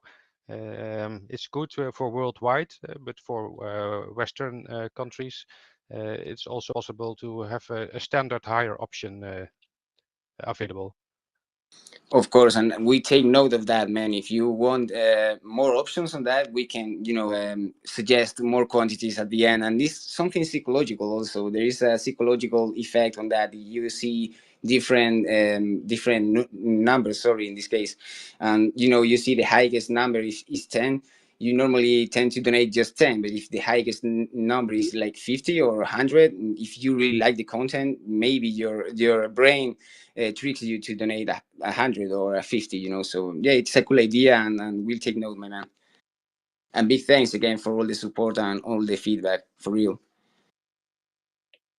Hey, what about recurring kind of like more of a subscription donation feature?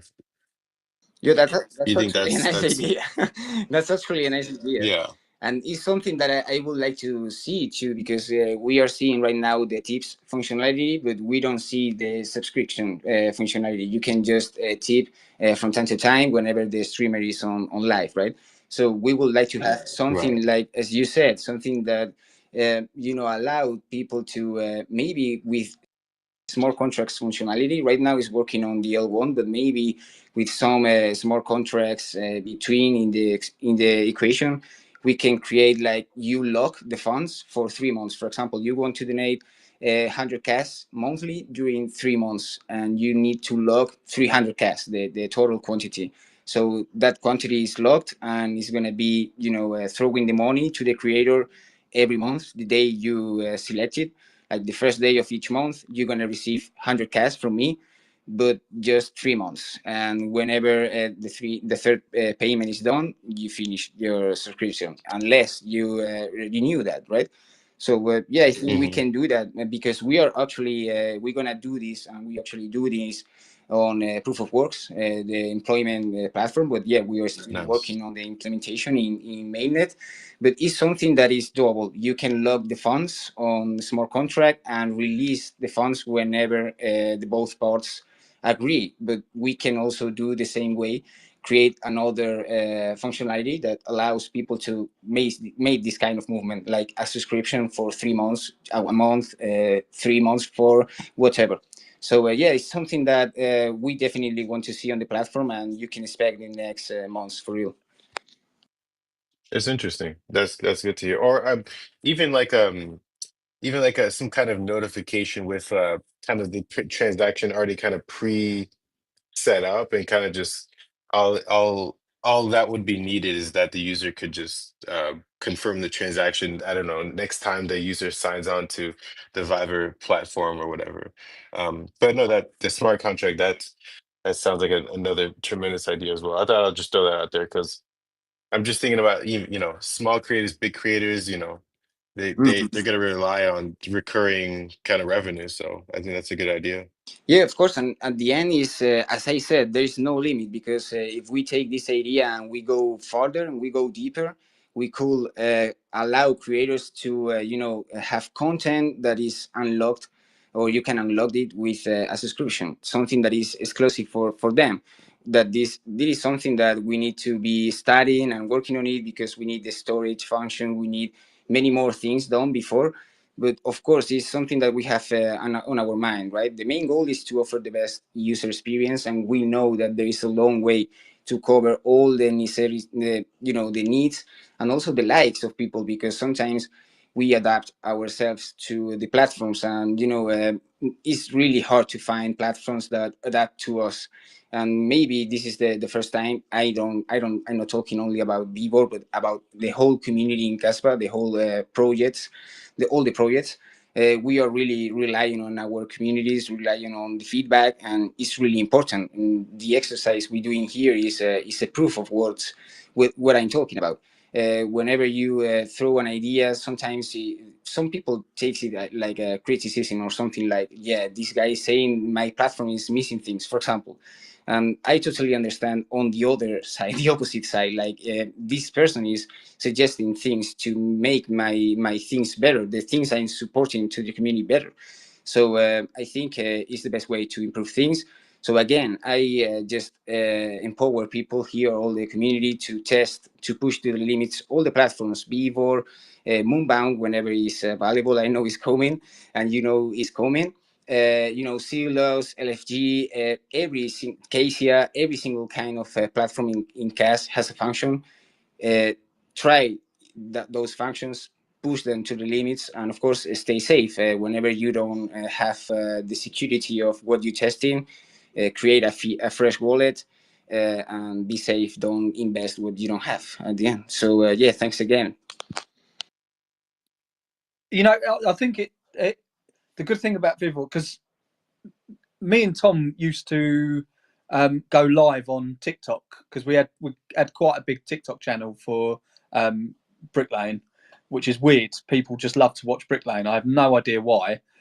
Maybe it's therapeutic or whatever. Or I suppose if you're in an office job and it's just interesting to you, I don't know. Anyway, for whatever reason, people like watching bricklaying, and we used to do that. We used to set up a camera and just film ourselves, like go live and film ourselves laying bricks, and we'd get tips and things like that from TikTok, and it was good. And like literally, it was a no-brainer for us, because if we're on a long flank or a long wall, we'd just set up a camera, set up a tripod, set up a camera, and just press play. And then we're making even more money. So we're making money because we're literally working, but we're also making more money from tips. So that might be something I might discuss with Tom about going live on Vivor, and just get the Kaspa community into watching 10 bricks per second. Yo, man, I will be the first one there watching and, learning about that, because I truly find truly interesting, the laying bricks world. Because, for example, my father is, we say, handyman,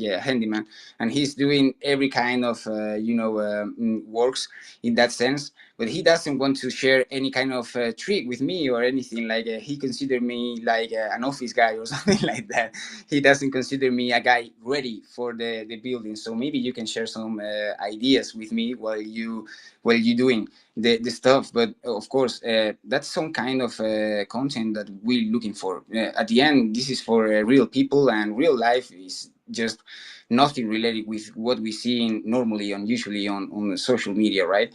Most people is just faking their lives, faking their appearance, everything, right? Just to fit the canon. And here in Kaspa, we have real people, and we are really proud of that. And that's our main basis, our main reason to exist, because we're here together. So what is better to see a Caspian doing their real life job, their real life thing, and sharing some knowledge about their niche, and earning some cash with that on the way. So I mean, it's truly crazy. It's something utopic for most of the chains, but here is becoming a reality, and I'm really proud of everything. This is not possible without people interacting with the platform. So we could be creating whatever, but if there is no people making that possible and testing it and again pushing it to the limits, there is nothing. So again, man, I will be the first one there, and I'm sure many people are gonna join and donate some big cash, man. Well, I love it, and really do appreciate Vivor. I think it's a brilliant platform, so I'm glad you guys have made it. And I did have a little chuckle to myself as I was speaking, because someone put in the blockchain Banter chat that laying a brick means something else as well. So, but yeah, no, I just want to make it clear. I'll be laying bricks as in the clay things that have muck in between them, not the other thing. But yeah, no, really appreciate your platform, man, and appreciate what you guys are doing. I think it's fantastic. I did want to move over. Oh, actually, Levendi, has there been any questions before I do move over to Wolf? No questions, man. But funny you picked up that lame bricks comment as I was replying to it. You had me cracking up, man. Seb, you're a joker, bro. But yeah, no questions have come through. Awesome. I think we better get over to Wolf, because I have a feeling he will be going to sleep extremely soon. Wolf, are you still with us, man? I am. I'm actually Googling your OnlyFans to see where this bricklaying OnlyFans of yours is. I can't find it, so I don't know what your handle is. I'll let you know later. I don't want to share. I don't want to share it with everyone. I'll keep that side of my life private. Cool. No worries. Yeah, I'm good. I'm almost asleep. But, it's feet and bricks. Yes. But yeah, really do want to. Well, I say I'm interested in learning about this. I already know about this, and I think it's a brilliant idea. But I really want the rest of the community to know about this as well, about the sort of events that you're planning. You and Levendi have been working together on this, and you've actually got a good amount of events at your bar, accepting different cryptos as well, which I think is a really positive thing for the space. Like, the crypto space in general, we all want it to grow. It like no matter what network you love, you want the crypto space to grow. But I do think this is a brilliant way to get Kaspa out of its echo chamber as well. When you go to Wolfie's Bar, you see that you offer different. You can offer payment in different methods in different cryptos, and Kaspa being one of them is a really good thing. So yeah, tell us more about these meetups and these events that are going to start happening on a regular at Wolfie's Bar, London. So the thing that's actually brought this all forth was when we did the Kaspa experience in Berlin, and we all had those interactions with other owners and with holders and people in the space. And I mean, one of the things that I always try to bring across is how important hospitality type of businesses are, not only in context of a place to eat and drink, but to have places where communities can come together. That facilitates thought and have that interaction, because we as humans aren't built to just be on the internet. We're actually built to just be interacting with each other. So because we're one of the few projects out there that has a real venue and it's a real business already, we just thought, me and Levendi, when we were talking last week, it's time to bring all of these communities together in a physical space and collaborate with people in the physical space more aggressively. So we've booked a bunch of events. We're doing events with other cryptocurrencies, and I think Levendi will go in a bit of detail a little bit later, but we're booking events with them where we're going to accept their cryptocurrency. We're going to do talks. We're going to do cross-chain talks. So we're going to have people from Bitcoin there, from Kaspa, from Ronin, from all of these things to have discussions.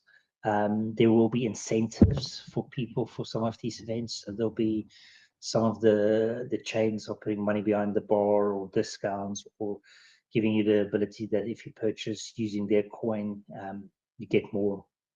There's massive discounts involved in it.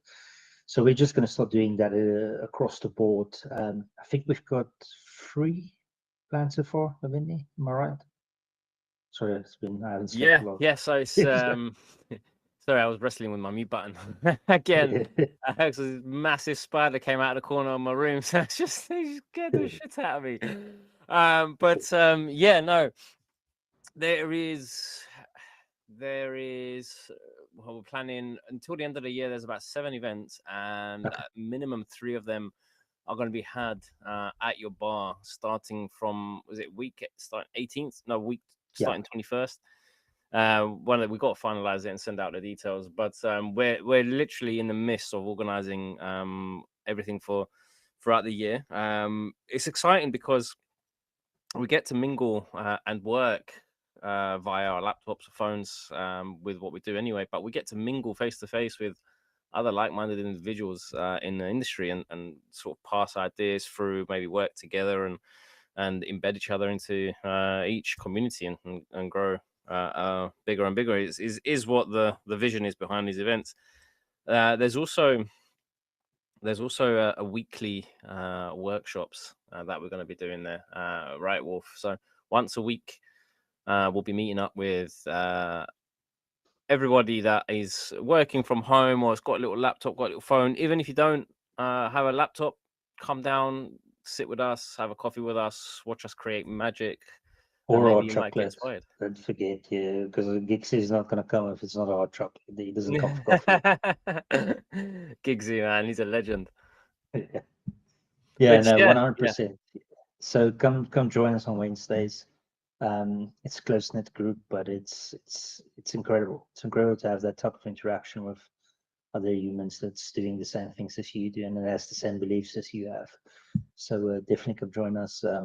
If you want the details, I mean, just click on my profile, you'll see where the venue is. We have parking, we have coffee, we have sandwiches, we have all of these things. So yeah, come enjoy. But I genuinely think this is a really good idea, because I think, I know we get into like our tribal sort of thing of, no, it's cash and nothing else, or if you're in Bitcoin, no, it's Bitcoin and nothing else. Yeah. And I do think sometimes, like, it's good to have that, because you obviously believe in the network you're in, and you love it for various reasons. Like me, I probably would never look anywhere. Well, in this space at the moment, Kaspa for me is the best thing ever. So I'll always shill it because for me it works. But there's so many like-minded people in the space that are in different networks that may not know about Kaspa yet. But like you said, when you have that human interaction with people, you start learning about their network, and they'll start learning about your network, and then you never know. Like you might cross-pollinate, whatever. Like, but it's definitely a good thing. I think it's a net positive because it does get Kaspa out there more. Like I think you're holding a running event at one point, aren't you? Running network. Yes. Again, like these guys, like and people have to remember these guys have a certain amount of backing behind them as well, like monetary backing, whether it's VC or whatever. So they have the money there for marketing, for budgeting, for doing events, for things like that. Whereas Kaspa doesn't. We are literally fair launch, so it's actually harder for us to break into these sort of spaces.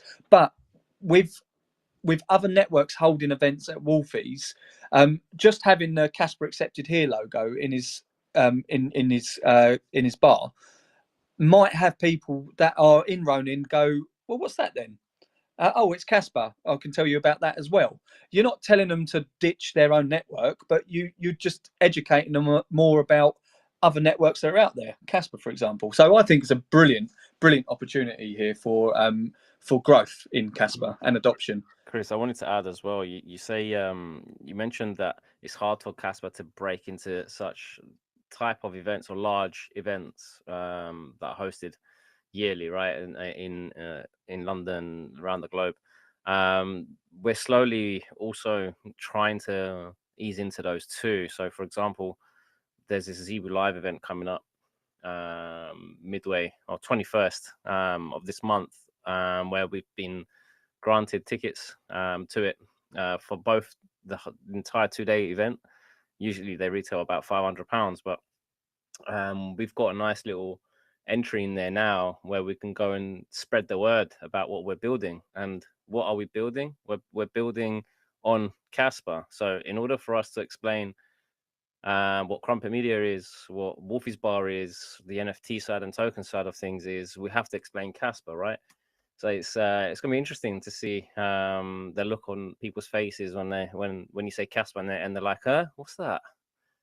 to see their takes and reactions when we get into it, right?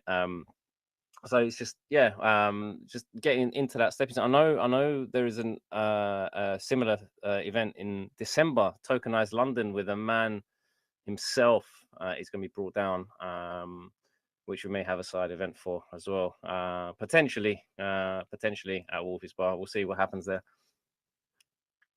Yeah, and that's actually a really fair point, a really good point you brought up there as well. Like with Crumpet Media, for example, we're building.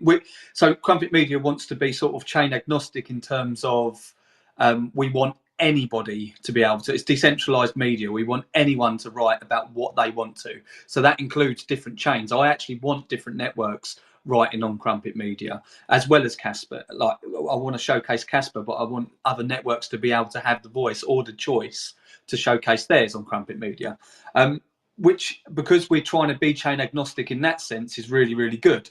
But like you quite rightly said, we're going to be built on Kaspa itself. So that is the perfect way to, like you said, when you go to events, to get people like Avalanche, Running, Ethereum, Solana, whatever, these different booths to go, come on, like we'd love you to write an article on Crumpet Media. Yeah, we actually run on Kaspa, so you'd have to buy some Cas and some crumbs to be able to write an article. And they're like, well, what the hell's Kaspa? Oh, well, it's this. Like, it's actually a perfect segue into. It's sort of like a back door in advertising Kaspa. It's like guerrilla warfare. It's great. I love it. Yeah, 100%. It's going to be super exciting. And it is, as you say, as soon as you have these like-minded individuals there, and you start talking about it, the transition into Kaspa or the transition on what we're doing with our coins and NFTs on it is very, very easy. And it's so easy to get legitimacy on it also because they're standing in the space and they're drinking the food, they're drinking the drinks and eating the food that's there. So it's very easy. So yeah, it's just a natural thing. We should probably have done earlier, but you know how it goes. A bit busier, but we're going to pursue it now very aggressively. But you also find it's a lot less of a toxic space. So like on X, for example, like this is where all the crypto stuff happens on X. Everyone loves being in crypto Twitter, or crypto X now. But it's extremely toxic at times from all sides, our side, their side, whoever's side. Like you get toxic individuals that just take it too far sometimes. You rarely get that when you're speaking face to face with someone because you're actually having a proper human interaction with someone. And because you're face to face with them, you want to be civil and you're not going to just say like your mum at them. You're going to find out more about the person. And like I said, you'll probably find out if you're all in crypto for the right reasons, which most of us are, I'd like to think anyway. You'll actually find out that you share a lot more in common than you don't. It's just that you prefer a different network. That is literally it. It's the only difference. Plus the fact that you're surrounded by good food and drink as well, so the vibes are immaculate. Everyone's happy, everyone's sharing their stories, getting to know each other. So it's just a whole different kettle of fish than staring at your monitor or your phone for so long. And everybody was always nice to me. Always. yeah.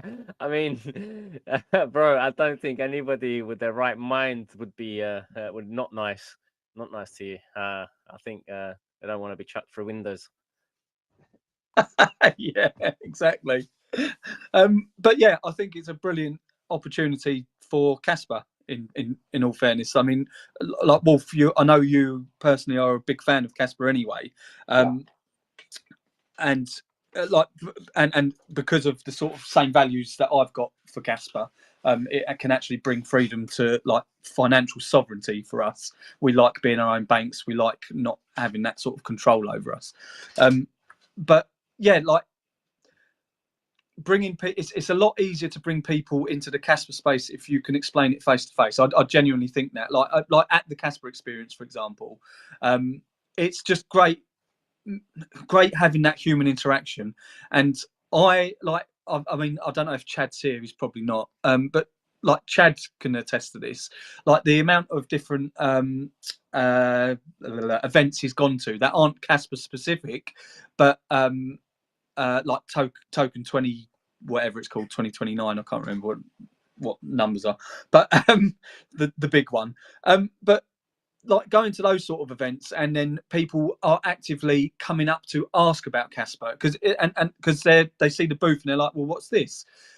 People genuinely, I think, benefit more from having that discovery themselves rather than the sort of pushy sales tactic of my network's better than yours because yours is shit. Like that, I just don't think that works very well. When you've got people approaching you, asking you about, well, what's this then? They're more willing to learn. They're more open-minded to it. So I think these sort of events are brilliant, whether they're mini events, big events, Kaspa experience events. I think we'll benefit more as Caspians holding more of these events globally. Yes, 100%. And I just think this is going to be a great segue in all of this. So yeah, we'll watch the space and see how we progress. And again, if anyone of you want to join us on Wednesday, please do so. I'll be making coffee, and I've had my staff train me how to make coffee, so I can do this very well now. So come enjoy my coffee. Bullface is already commenting, saying he loves the idea and he's going to try and come on Wednesdays. Perfect. Yeah, perfect. I can see Cascat has his hand up. May I have a question for Wolfie's Bar? Not a question, more so a suggestion. You know, since you guys are going to be taking multiple cryptos, I think, you know, given how beautiful our block diagram is, it'd be a good idea to have a big screen with a block dag playing live. And, you know, that'll draw a ton of questions. Yeah, and that's open the pretty door cool. to speaking about Kaspa. Yeah, that's pretty cool. Because I mean, literally, I have a big screen here, and it even my wife not tired of looking at it now. Initially, maybe, but now it's actually pretty cool. You know what I really like watching quite regularly is that transition from 1 block per second to 10 blocks per second. I still can't get over how smooth that transition was. So smooth that if you didn't know it was happening, you wouldn't know it happened. Which again is a testament to everybody who worked on that. It worked so smoothly that people wouldn't have even realised. But just watching that DAG just go from 1 block to 10 blocks. Beautiful moment. I've got goosebumps now, literally talking about it. That's how fucking sad I am. But it's brilliant. I love it. Cool. Awesome. had that awkward silence again. Sorry, I was too busy getting goosebumps. But no, I think what's really exciting about what you're doing with Wolfie's Bar as well is you're sort of becoming the crypto hub of London, and I love that. London's the capital, so it's cool that it's actually cool that we've got access to Wolfie's Bar, because I don't really know many. I don't know many people at all that accept crypto in London. I did used to do searches for it for like Bitcoin or anything like that, and there was a few that popped up, but they no longer accept Bitcoin and things like this. So it was more of a fad, where you are long-standing in this. Like, you've accepted Bitcoin for a long time, then you've accepted Kaspa for a long time now, and anything. You can bring gold stamps, fish, accept anything there. Seashells. Yeah, we've got loads of seashells and glass beads. Can we? Yeah. I mean, I did this speech yesterday in a meeting we had with Ronan, and the thing about Wolfie's Bar is it's so entrenched in the crypto world, or the crypto space, and everything off Wolfie's originated out of crypto. Wolfie's was paid with my crypto investments of 2018, so it's like the physical items in there was built by the bull run growth we had in crypto back in the day. And then we accept crypto, and we've got our own NFT, and we've got our own coin. It's completely entrenched. It's our blood. It's who we are, and with good reason. Because one of the core things that I advocate for all the time is how entrepreneurship's dying, and the only way to make entrepreneurship accessible to people is in the crypto space, and it is to pursue all of these projects that we are. So I really want to make sure, no matter what, even if our projects fail, then we die. Creed Life always asks me, what's my succession plan? He thinks I'm going to die soon, but if that happens, that we have the crypto embedded and reached more people than we would if we didn't do all of this. And again, having these social spaces really does help that. It helps the growth. Like, people in crypto in general would love to come to hubs, would love to come to spaces like this, like go drink a beer, have some coffee, have something to, and be able to pay with their crypto. But it's at those opportunities that you really get to learn about other cryptos. And I think it's a brilliant idea. I think you and Levendi have smashed this, and I'm looking forward to seeing loads of updates of all these events. And I think you're going to smash it. I hope you smash it, because it's a net positive for everybody in crypto. We will. I mean, if we don't, me and Levendi are just going to get drunk together. So win-win. Yeah, and then just if that does happen, just live stream it to Vivor, and you might get some cash tips. So it's a win-win-win. We love them. But no, I think it's a brilliant idea. Levendi, have you got any questions that have come in about this or anything else? Yeah, no questions have come through. Just a love from a few people saying it's a good idea, and in the chats and in the comments, which is awesome to see. So really interested to see how all of this is going to unfold, and how big it's going to be by this time next year. See how much it will grow in that time.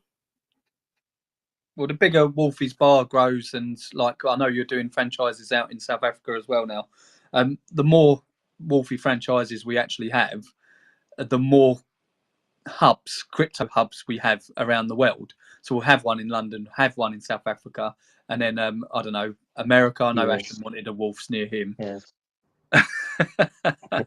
I really do, definitely, man. You need one out here. Yeah, we'll build it. I mean, US is next in line after we do the South African one. So depends if Cas does what Chris says it's going to do, then we could probably do that in 6 months.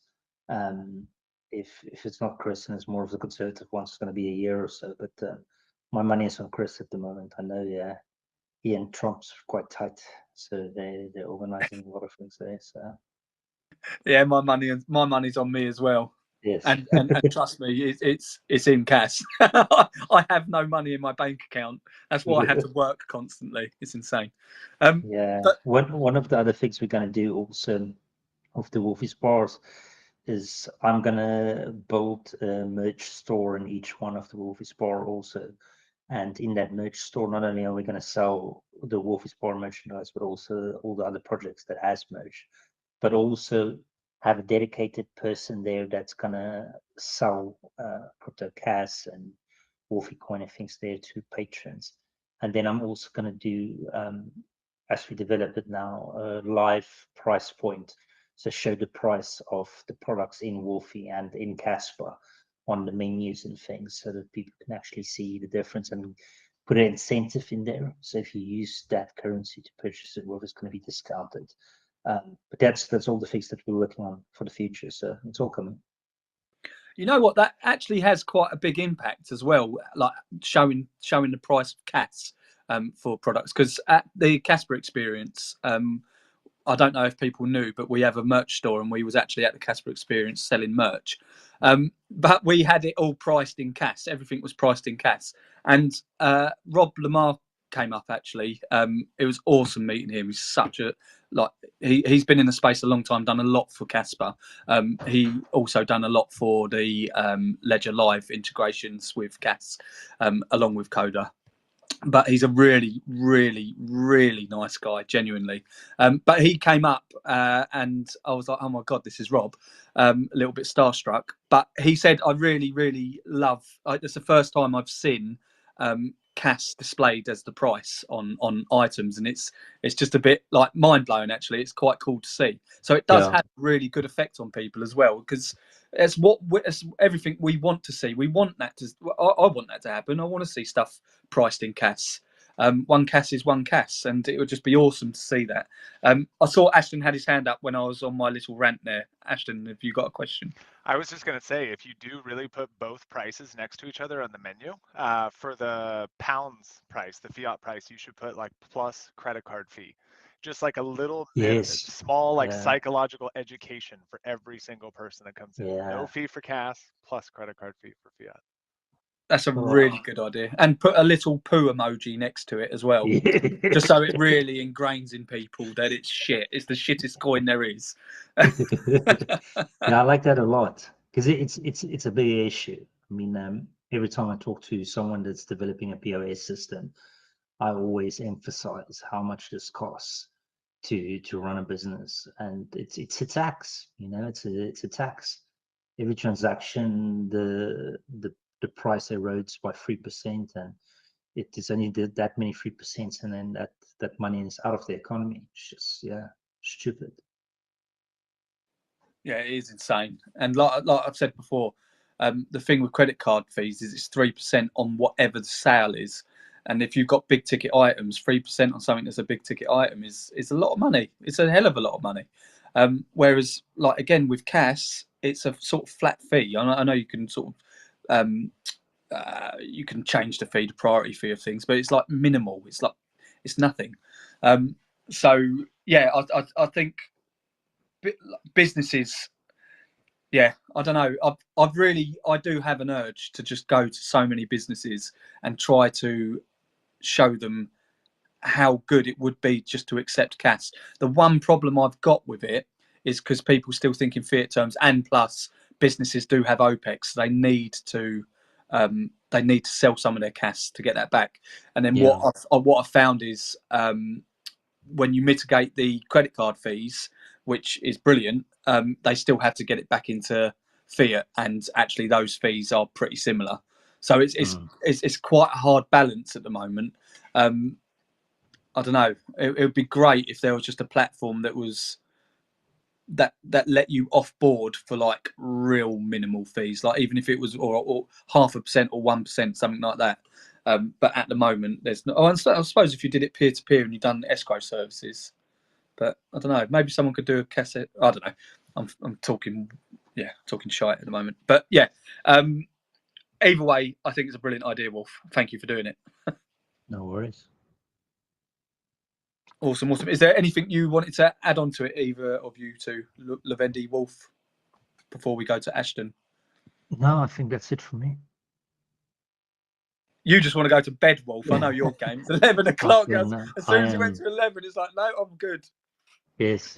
Usually I just snore right now, so I go climb in the bed with my headset on, and then just lull myself in with your voice. And then, yeah, listen to a soothing voice of a South London boy. Yes, it's almost like David Attenborough. So it feels like that when you talk to me when I go to bed. Oh dear, man, I love it. But yeah, no, again, massive thanks for everything you're doing in the crypto space. Anyway, it is really cool to have that sort of hub, that crypto hub there. And like I said, especially in London, it's got a good draw to it. So I really do hope I really do hope these events and these workshops get utilised. Definitely. Great. And just to add, if anyone is listening and would like to join these workshops, just hit us up, man. DM us. We'll sort it out and take things from there. If you're a project looking to set up a base in London with your holders, followers, fans, hit us up. We can integrate your token. 100%. Right, I think we should move on to Ashton, because I still haven't forgotten what he said about Moonbound. He said it was imminent. How imminent, Ashton? Probably less than 24 hours. Oh, that's imminent. Yeah, feels imminent to me too. It's this fear, the calm before the storm of, all right, production environment, variables, contract addresses, nothing can be wrong. So yeah, I'm in Do you that just mode. dream in binary? What's that? Do you just dream in binary code now? That's hilarious. No. No. Actually, I suppose you need to sleep to dream, don't you? So fair point. Fair point. Yeah. All Celsius over here, except when I'm measuring temperature. Fuck that. Yeah. No, it's good, man. Moonbound's looking really good. Over the last week or so, we've done a lot of fine tuning and polishing, which I think kind of brings out the best in a project or a product at all, right? You spend months and months working on the big pieces and the business logic and then the security, and you go through the audits, and at the end you're kind of just still dealing with this dev environment that you built, which works and you validated everything. It's cool, but I like making it pretty, and that's what we've been doing over the last week. So it looks great. Hats off to Drag on our team and Alex and Kai. These guys are amazing, and they've been contributing really, really well. But yeah, we're in just final testing, and we need to deploy contracts to the L2 that are actually on mainnet and do a couple last minute little tests just to make sure all those work, and then we'll announce it. So we run our morning daily stand-up meetings around 9 a.m. my time, which is about 6 hours ago from now, just for reference. So we should be doing all of this final production testing tomorrow morning in our meeting, and then a few hours after. So I expect sometime tomorrow, American time zone. Massive news. It's been long anticipated, and I know you guys have done a lot of work on Moonbound, so I'm sure you guys can't wait for it to launch as well. Oh, we're so excited. It's going to be so much fun just to have the playground to play in. It's that's kind of the environment. I think at least the energy from our team is that we want to see it live. We don't have these massive over the moon dreams of matching pump fund style quantities or anything crazy. It's just fun. It's a next stage for things we've built. It's the next stage for KAS as a whole with the L2 coming out. So we're just excited to contribute and see it live, see how it works. I mean, selfishly for me, the thing I really do love about Moonbound is quite a big percentage of any profits made from Moonbound go back into the Cat Foundation, which is there to obviously help the Kaspa ecosystem grow even more. That for me is a big draw. I think that's a really brilliant concept, because it's going back to the community essentially. Because if people don't know what the Cat Foundation is, it's a non-profit as well. So and the point of it, I don't want to speak on your behalf, Ashton, but the point of it, from what I understand, is you want to help the ecosystem grow. Maybe some developers that have the skills but don't have the money can get funded and make the Kaspa ecosystem even better. That's exactly it. You said it better than I would have, man. Yeah, no, it's legitimately that. It's designed to make sure that the community still has a voice. We're lucky with CAS. I mean, a lot of us in the ecosystem probably feel like maybe we're not as lucky, because it's like, hey, we want the price to go up faster and we want more adoption and more builders, and that's great, but the speed in which those things come in can convolute a network or a community, right? They can change the values of that community a little bit. And I see a potential for that with just industrial enterprise interests, which are good, right? We need to support them. If a country wants to build a CAS reserve, that's a positive thing. But we want to make sure that, you know, a random vibe coder that wants to contribute still has the ability to do it, and that the community still has a marketing voice. So yeah, you're absolutely right. Cat Foundation, Kaspa Alliance for Transparency, it's a nonprofit, completely designed to just champion and support Kaspa adoption and marketing, specifically from a community perspective rather than business interests. So yeah, I mean, we have costs. We're going to have to pay for the infrastructure of Moonbound, of CatBridge, salaries of devs, things like that. But the only thing we're covering is cost, and the rest goes back into things like the Kaspa Experience 2026, or, you know, the NFT bridge that is about a week away, things like this. So yeah, it's all designed to be a positive flywheel. Good friend of mine taught this word to me about a year ago. And take me back to the Kaspa Experience, man. Fucking hell. You know what? We did an episode for Rock the Kaspa yesterday. We filmed it, and oh, finally, let me yeah, have I know. Chad Tell me back about here. it. Chad's been going on at me, mate. I think he fucking hates me, to be honest with you. He's thinking, why did I ask these guys to be Rock the Kaspa guys? No. But he's Chad and he's Canadian. He hates exactly 0 people. Yeah, true. Yeah, I don't think Canadians got they don't even have a word for hate. They're just like really, really nice people. But no, he always hounds me for the episodes, because I'm always busy. I'm a busybody. But yeah, we filmed it yesterday, and yeah, I was still buzzing for, like, genuinely. I'm still on the come down from the Kaspa Experience, and I know people are probably thinking I'm just saying this. I promise you, I'm not. I genuinely had such a good time, and it wasn't like, don't get me wrong, the experience was incredible. Like, what you guys did was incredible, but it was also meeting people as well. It was I don't know. It was a really special time for me. I've genuinely got a lot from that experience, and I loved it. I really did too, man. Putting faces to names is huge. But when you get back home and you get back online and back into the swing of things, and then you talk to those people again, it's like a reboot of the same feeling. Like, it was cool to meet them, but, you know, I think it was last week on BB. I think his name's Pierre. He came up and he goes, I don't know if you remember me. I'm the guy that you gave the Visa card. I'm like, yes, of course I remember you, dude. I'm right back there on the rooftop running around talking to people, trying to find who lost their credit card. And I see Kaspa Queen in the audience. She hit me up the other day and is actually local to me, pretty close to me in California, and mentioned that she wanted to meet up and talk about CAS, and I owe her a response. But it's really cool to have these connections. You know, I don't know what feels like to me official now. Yeah, 100%.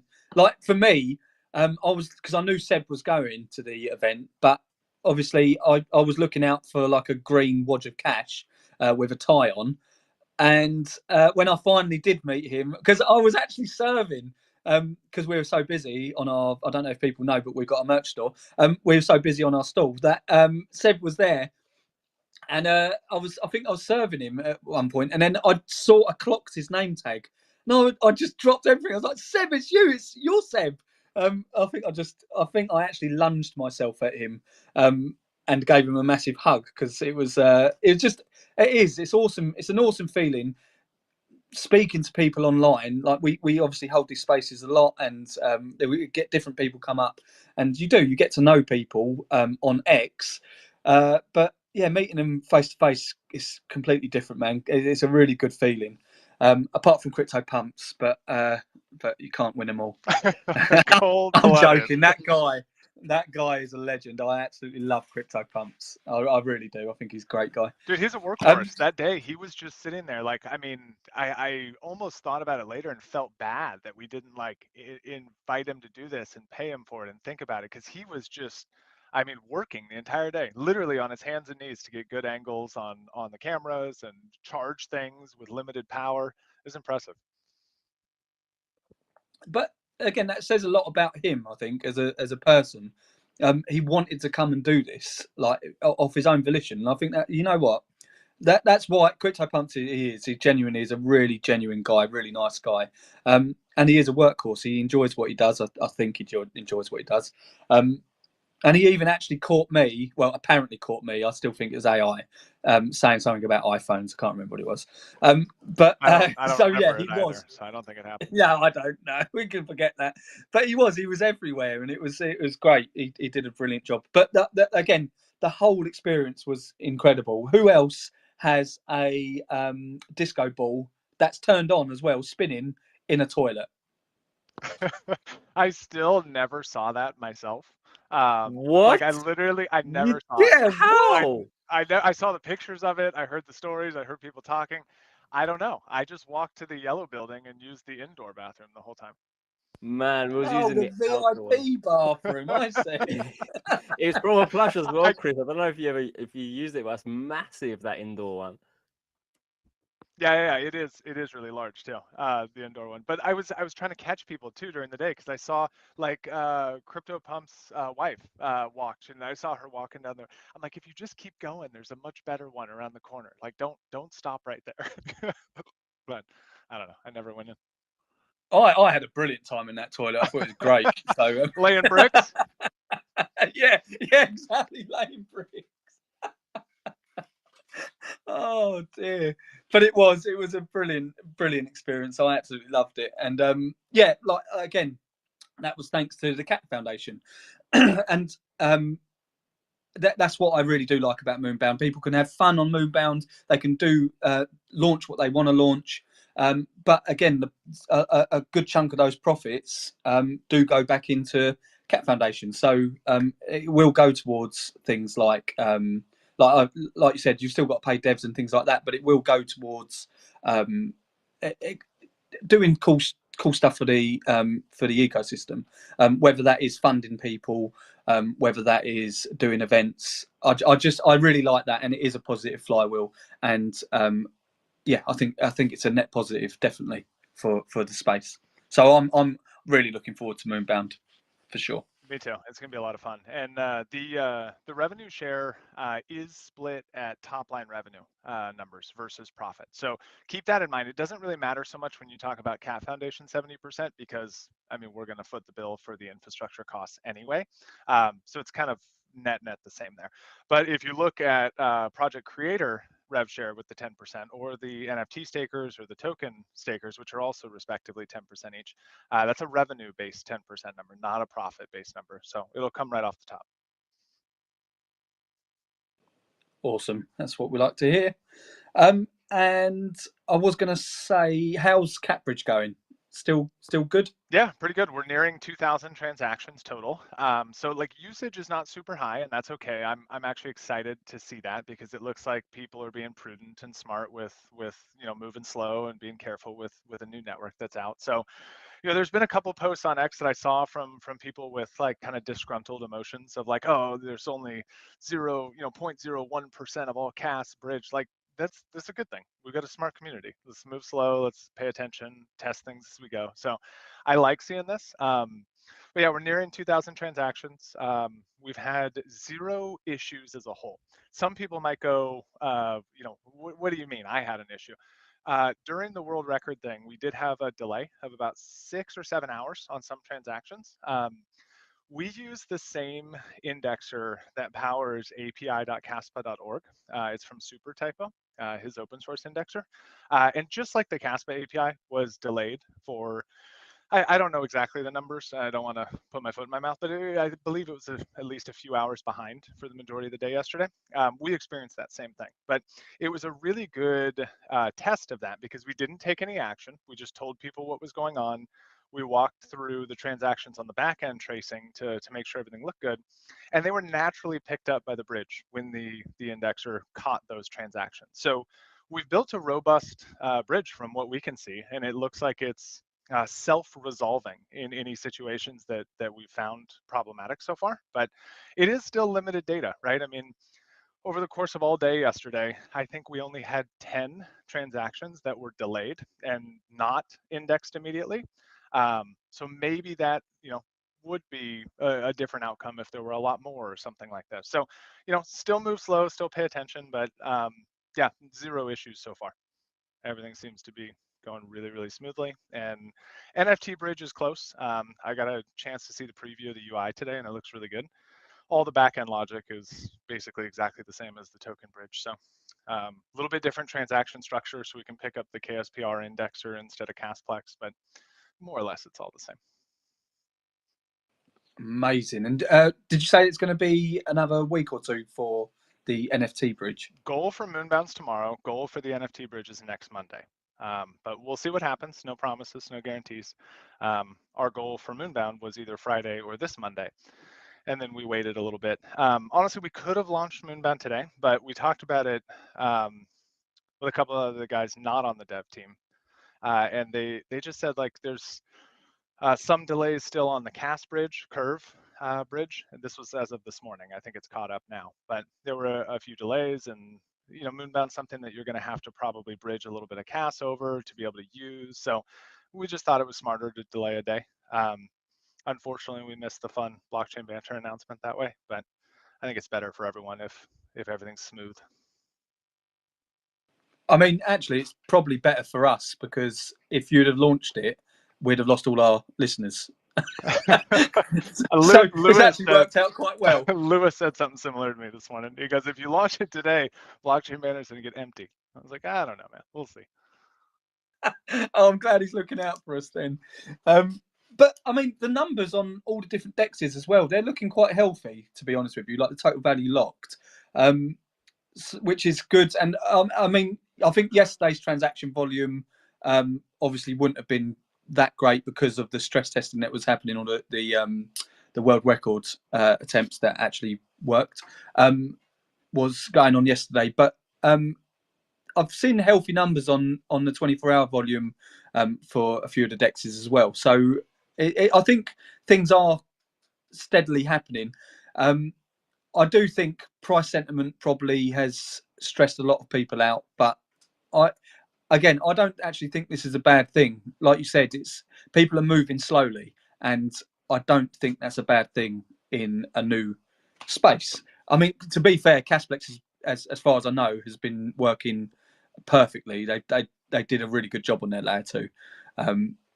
We're just looking forward to seeing more of the full release of their nodes. I know they're going to be doing it bit by bit, but as soon as that full stack's out, it'll be a lot better for other people as well in terms of decentralization. So yeah, and even building perspective too, like using a single node for the L2 to connect to for, I mean, things like the bridge or a DEX or something like, it's just not a great idea, or it's not a good environment or good setup. So we end up stressing out that single RPC connection way more than it needs to. I mean, obviously the decentralization, the open source is like priority number 1, and that's important for us all to see, but it would also just be really, really nice to have our own damn node to run the products against.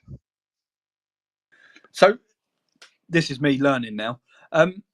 If the full stack was out there and you could run your own node of Casplex's layer 2, you wouldn't need their RPC point then? Yeah, we would have our own. We would just run the node and have our own RPC and connect to it. This is the same thing we do on like Catpool, for example. Like we just run a Kaspa node and we put it on a system with enough resources that we know that it's not going to go down. There's not going to be any problems. It's very reliable, and then we just connect to our own node.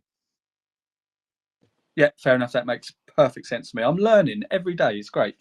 But yeah, as far as I know, Casplex has done a really good job actually, and nothing's gone wrong there, which is also really good.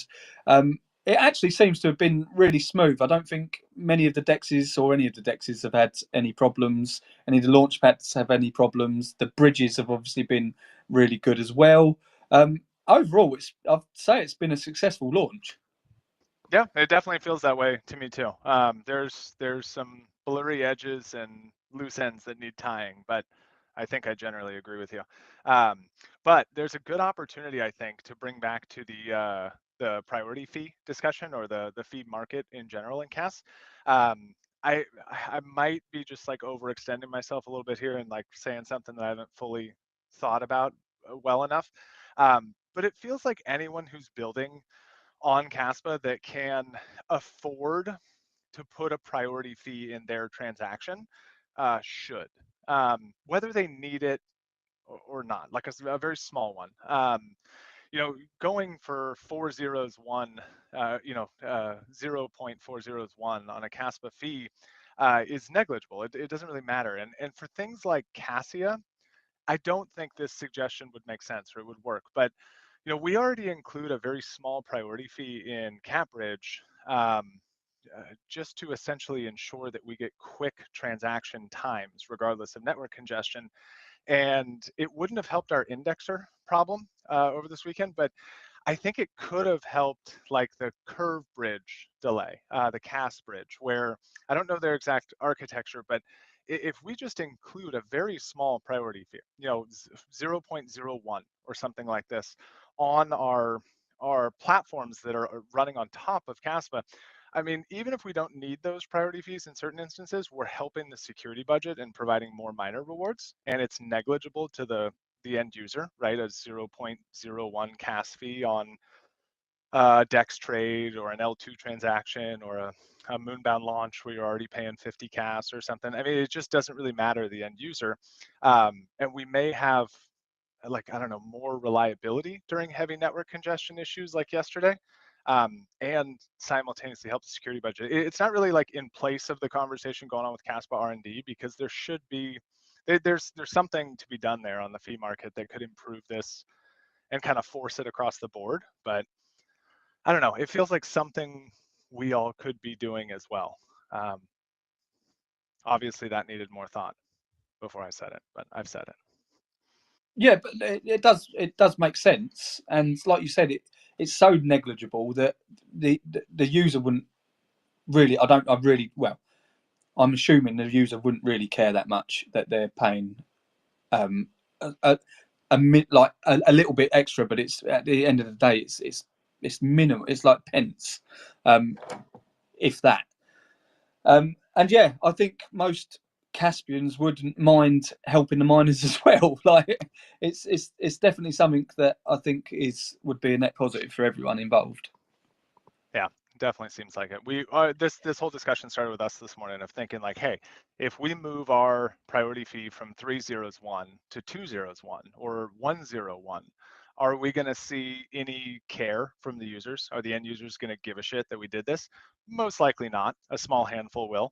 And then we were like, would it make a significant improvement in, high congestion times? And to be honest, the answer was no for us as of yesterday, because it was an indexer-based problem, not a mempool problem. But it feels like the logic holds in other instances anyway. Well, I think it's a good idea. I think, but then I do lay bricks, so take what I say with a pinch of salt. But it makes sense in my mind. Yeah. Well, cool. Yeah. Awesome. It seems. I mean, it's 158 million in a day is crazy. I mean, it wasn't. It was mixed emotions yesterday, because we were also like Aglavale. I can see him in the audience. We were in the public node network Telegram group with Anton and a few of the other guys there, and we're just like generally talking a little bit as we were trying to figure out if nodes were all okay. And it's like it's a cool thing that we have this information now, but it also highlighted that no one's really been building for max transaction load on Kaspa. We've been building with this understanding that most blocks are empty and we have a really fast network that is fun to build on, but we don't have to worry about it being full. And yesterday was just like a slap in the face. And honestly, a week ago as well, the first world record attempt was just this slap in the face of like, no, you need to prepare for a full network. And I don't think we're really building for the same level of robustness that the layer one consensus itself has, if that makes sense. And but what is that? Is that because people aren't updating nodes to specific specifications, or No. Is it It's like the, I mean, I don't know how to say it correctly, honestly, but it's the bottleneck. The bottleneck is not on nodes or Kaspa layer one in any way. It's on the tools that use the data from them, right? So like, we can use two examples, and no shade to either of these guys, right? I'm not talking shit, but both Super Typo Indexer and KRC20 Indexer from Casplex, the official one, were both behind yesterday. They weren't keeping pace with the transactions that were happening on the nodes, on the network itself, right? So it's the fact that we build something and then we see it work with, 1% of network congestion or something, and we go, oh, it works great. And then, we get to 100%, it doesn't work the same anymore. So it's not really like quality of code. Maybe it's quality of code. Maybe it's the type of tech we use or infrastructure resources itself. There's probably a convoluted array of reasons why, but it's the idea of building for full transaction, which is hard to do without seeing a full network, right? It's not like this is easy, and testnet is pretty empty. So I don't really know what the answer is. I'm kind of just pontificating, but it does show, yesterday shows that, those of us building things that run on top of CAS, have areas of opportunity to get better. Which I personally, I see that as a good thing. Yeah, it is. In the grand scheme of things, it's great. You wouldn't have found this data otherwise. We wouldn't know, and now we know. We just have to take the action. Use that knowledge wisely. Yeah, and what's actually good about that is this was done like so the transactions were real, the UTXOs were all real, but it was like a bot, a script running it. So they're not like real organic transactions. But imagine if we did have that sort of volume organically, we'd then be getting these bottlenecks at the sort of point in times you really don't want it, because you've got mass adoption. So it's better to find them now while it's the network's still growing than when you really need it to work, if you know what I mean. Yeah. Does that make sense? Fully agree with you, 100%. Absolutely. But there's also an argument to be had. Like someone could easily debate that the time in which we needed to do it was already here. So that when we try to break a world record, the user experience on certain exchanges or wallets, like the one that we all know and love with Tangem, aren't broken. So I hear your point, and it is good, and it's better than it could have been. But there's also an argument to be had that we're already at that point where we need to step up and make sure this shit works. Yeah, won't argue with that one. I think it's fair enough. I can see Casper Omega's had his hand up. Go ahead. Yeah, going back to this fee market conversation, one of the biggest things that initially kind of brought my attention to Caspa and its real plans to actually use the network and sustain miners is KII. And I think going forward, taking what they say at face value, they're going to be a huge equation in that fee market. Um, with that being said, I haven't heard much from them recently. So I was wondering if anybody has heard any kind of uh, projections on transactions, maybe any updates on projects that they're working on. I heard something maybe a couple months ago about some kind of test net or some kind of advancement in their development, but that was a while ago, and I'm kind of fuzzy on those details. I think he's talking about the EVM post that they made, Chris.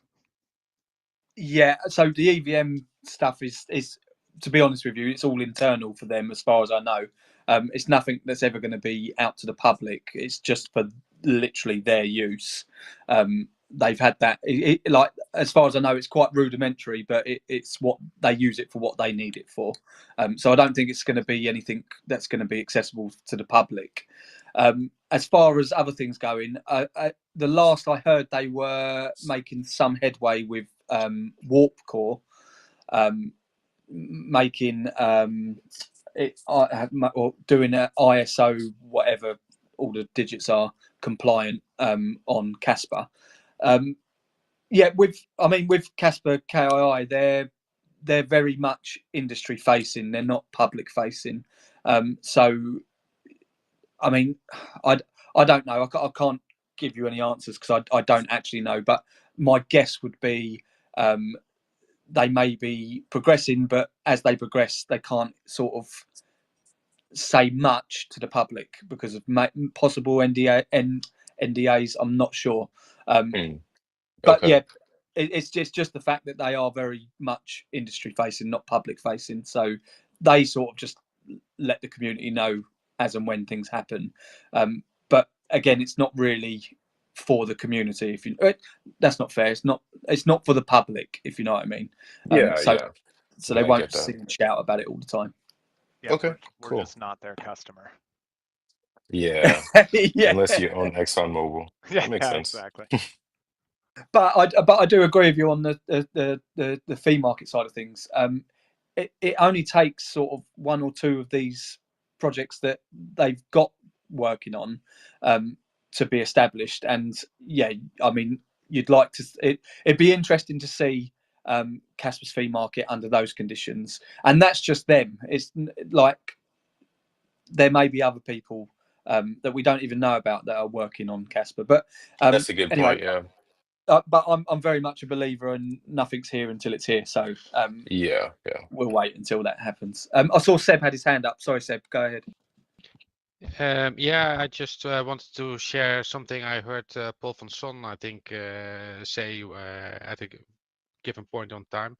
And I remember him saying that there is a lot of demand, but industrial, it's the big organizations, it's maybe also international banking and the multinationals who want a censorship-free layer for doing their transactions. If I translate it in everyday examples, so these are not his words, these are my words. I don't want to put them into anything political. But for instance, we all have seen Russian assets being frozen. We also have seen the Canadian truckers or even the people who gave them some food and stuff getting also their bank accounts frozen. Especially if you are looking at international businesses, the CEOs, that's the level they are talking with. They have to make strategic long-term choices for their own infrastructure, for their own payment systems and their settlements layers, and they have to take into account the political reality, and they have to do the best for their own companies or their own countries or their own banking system, and that's where Kaspa comes into play. And I heard I think I remember him also, or maybe one of his colleagues, talking about high frequency trading. Well, if that is the case and that is being done on this, there is absolutely no. Then there is so much demand. Kaspa probably has to scale up if that is going to happen. So the timeline, they are not communicating a lot about it, but they do have on their website still a timeline that is end of this year, Q4. Well, we just entered that, so can be they are coming an update, or they will update their roadmap. That's also possible. But yeah, they are silently building, but they are active. But yeah, they are building for the long term, for decades. I think I heard them say as well. So they are not like here on X every day. You know, I don't know if you know that baby meme who is laughing and crying, with the and being scared with how do you say it, with the chart going up and down.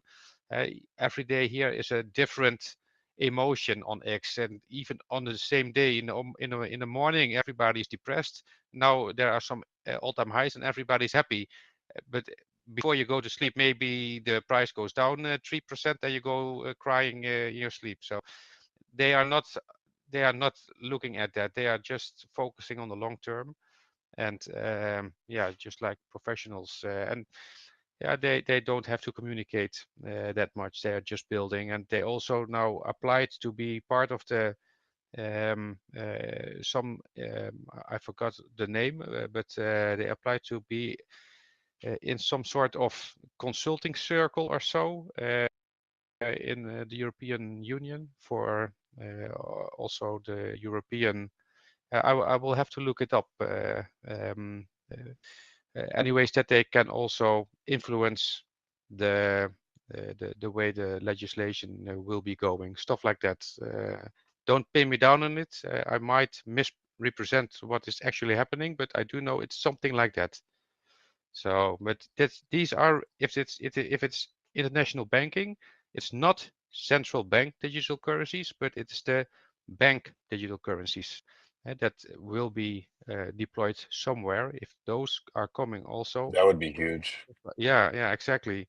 So, and these companies are really these banks are really looking where to deploy. So yeah, I think Kaspa with the ISO certifications with the Warp Core can middleware can be a real contender, and for sure KII thinks so because they are doing that, and they have plenty. They have a great network. They have great knowledge themselves and experience. They know what they are doing. They are real professionals. So yeah, it's really fantastic to see that they are around and they are doing what they are doing. Yeah, 100%. And you're bang on with saying that they're really focusing on the long term, because they do have like a 40-year, but like this, especially within their line of work, they're not going to set up infrastructure, or they don't want to set up infrastructure that's only going to last a couple of years. Like this is for real long term play for them. And I do know they hold a lot of meetings anyway. Like their network is huge. And they do mention Kaspa a lot in those networks, but industry is incredibly smart, but it can be quite slow as well.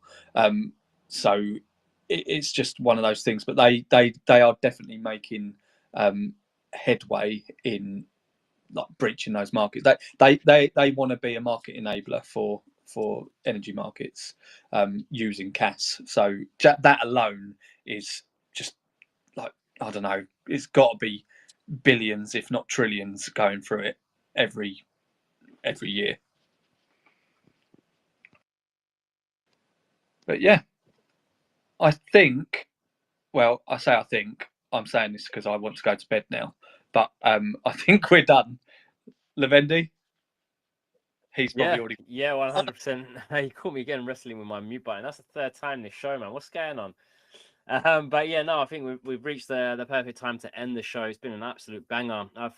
Before we slide into that outro, I wanted to give a big, massive shout out to both Juan and Kara for hosting their first episode of Blockchain Banter Beyond the Surface. I was going to say below the surface there. Beyond the Surface. And catch them again this Wednesday coming 10 p.m. EST for their second episode. And the first episode went for 4 hours. Insane. It was quite funny. I woke up watching them end the episode, which was crazy because when they went live, it was 3 o'clock in the morning, my time. But it was really cool. So I was working at home when I saw them ending the space. So I, instead of playing music that day, I put the show on, and it was awesome. It powered me through all my work, and I got to hear everything that was going on with all the new speakers there, and some speakers that couldn't make it to our show on the Mondays, which was great to see. If you have been thinking of joining Blockchain Banter, by the way, and you don't have the time to join us on Mondays, now we have a show on Wednesdays, 10 p.m. EST. If you do want to go there, hit up Cara or Juan or even us, and we'll get you situated. I also wanted to say a big thank you to CryptoPumpz, the legend, for streaming the space today on X and YouTube. I think he's looking to do it on Vivo soon as well, when eventually they implement the recording feature over there, so we can get that saved and secured. Big shout out to CryptoPumpz, always working for the community, man. Big love for you, bro. Appreciate you. But yeah, other than all of that, I think I've pretty much said my goodnight there without actually saying goodnight. It's really usually what I usually say. I'm rambling on now, but good night from me. Appreciate everyone that's joined the stage. Thank you to all for listening as well. Chris, over to you. Yeah, I think Cara and Juan are a perfect match for the extension of Blockchain Banter. They are great for the space, and it's really cool to be able to give another option to Caspians who can't make these shows because it's too late their time. So I absolutely love that, and it gives projects as well that are in a different time zone the chance to actually get their message out there on Blockchain Banter without having to be on the Monday show. So I think that's it's really cool, and they are great people. They genuinely are. Beneath the Surface, absolutely fantastic show, and 4-hour banger straight out the gate, unreal. Beyond the Surface, I got you set up, planted that seed quite nicely. Did I say beyond or beneath? You said beneath. Is it beneath? I thought it is beneath the surface. Oh, fucking hell, it's beyond. I'm the one getting it wrong. Jesus, I'm fucking tired. Don't confuse me, man. Like, it's too late. I want to get to bed. I think we need the RTK t-shirt, man. Yeah. But go check them out on Wednesday, 10 EST. Beneath the Surface. It's a great Blockchain Banter, and Anyway, it's getting too late. I do just want to give a massive shout out to all our speakers. Thank you so much for taking the time and coming to speak to us about what's going on in the ecosystem. And a massive thank you to our audience who have been listening to us this whole time. Without you, we wouldn't have this show. So honestly, do want to give a massive thanks to you guys. And of course, the huge thank you to CryptoPumpz for having a backup recording for us on this one. We hope you came for the blockchain but stayed for the banter, and we will see you next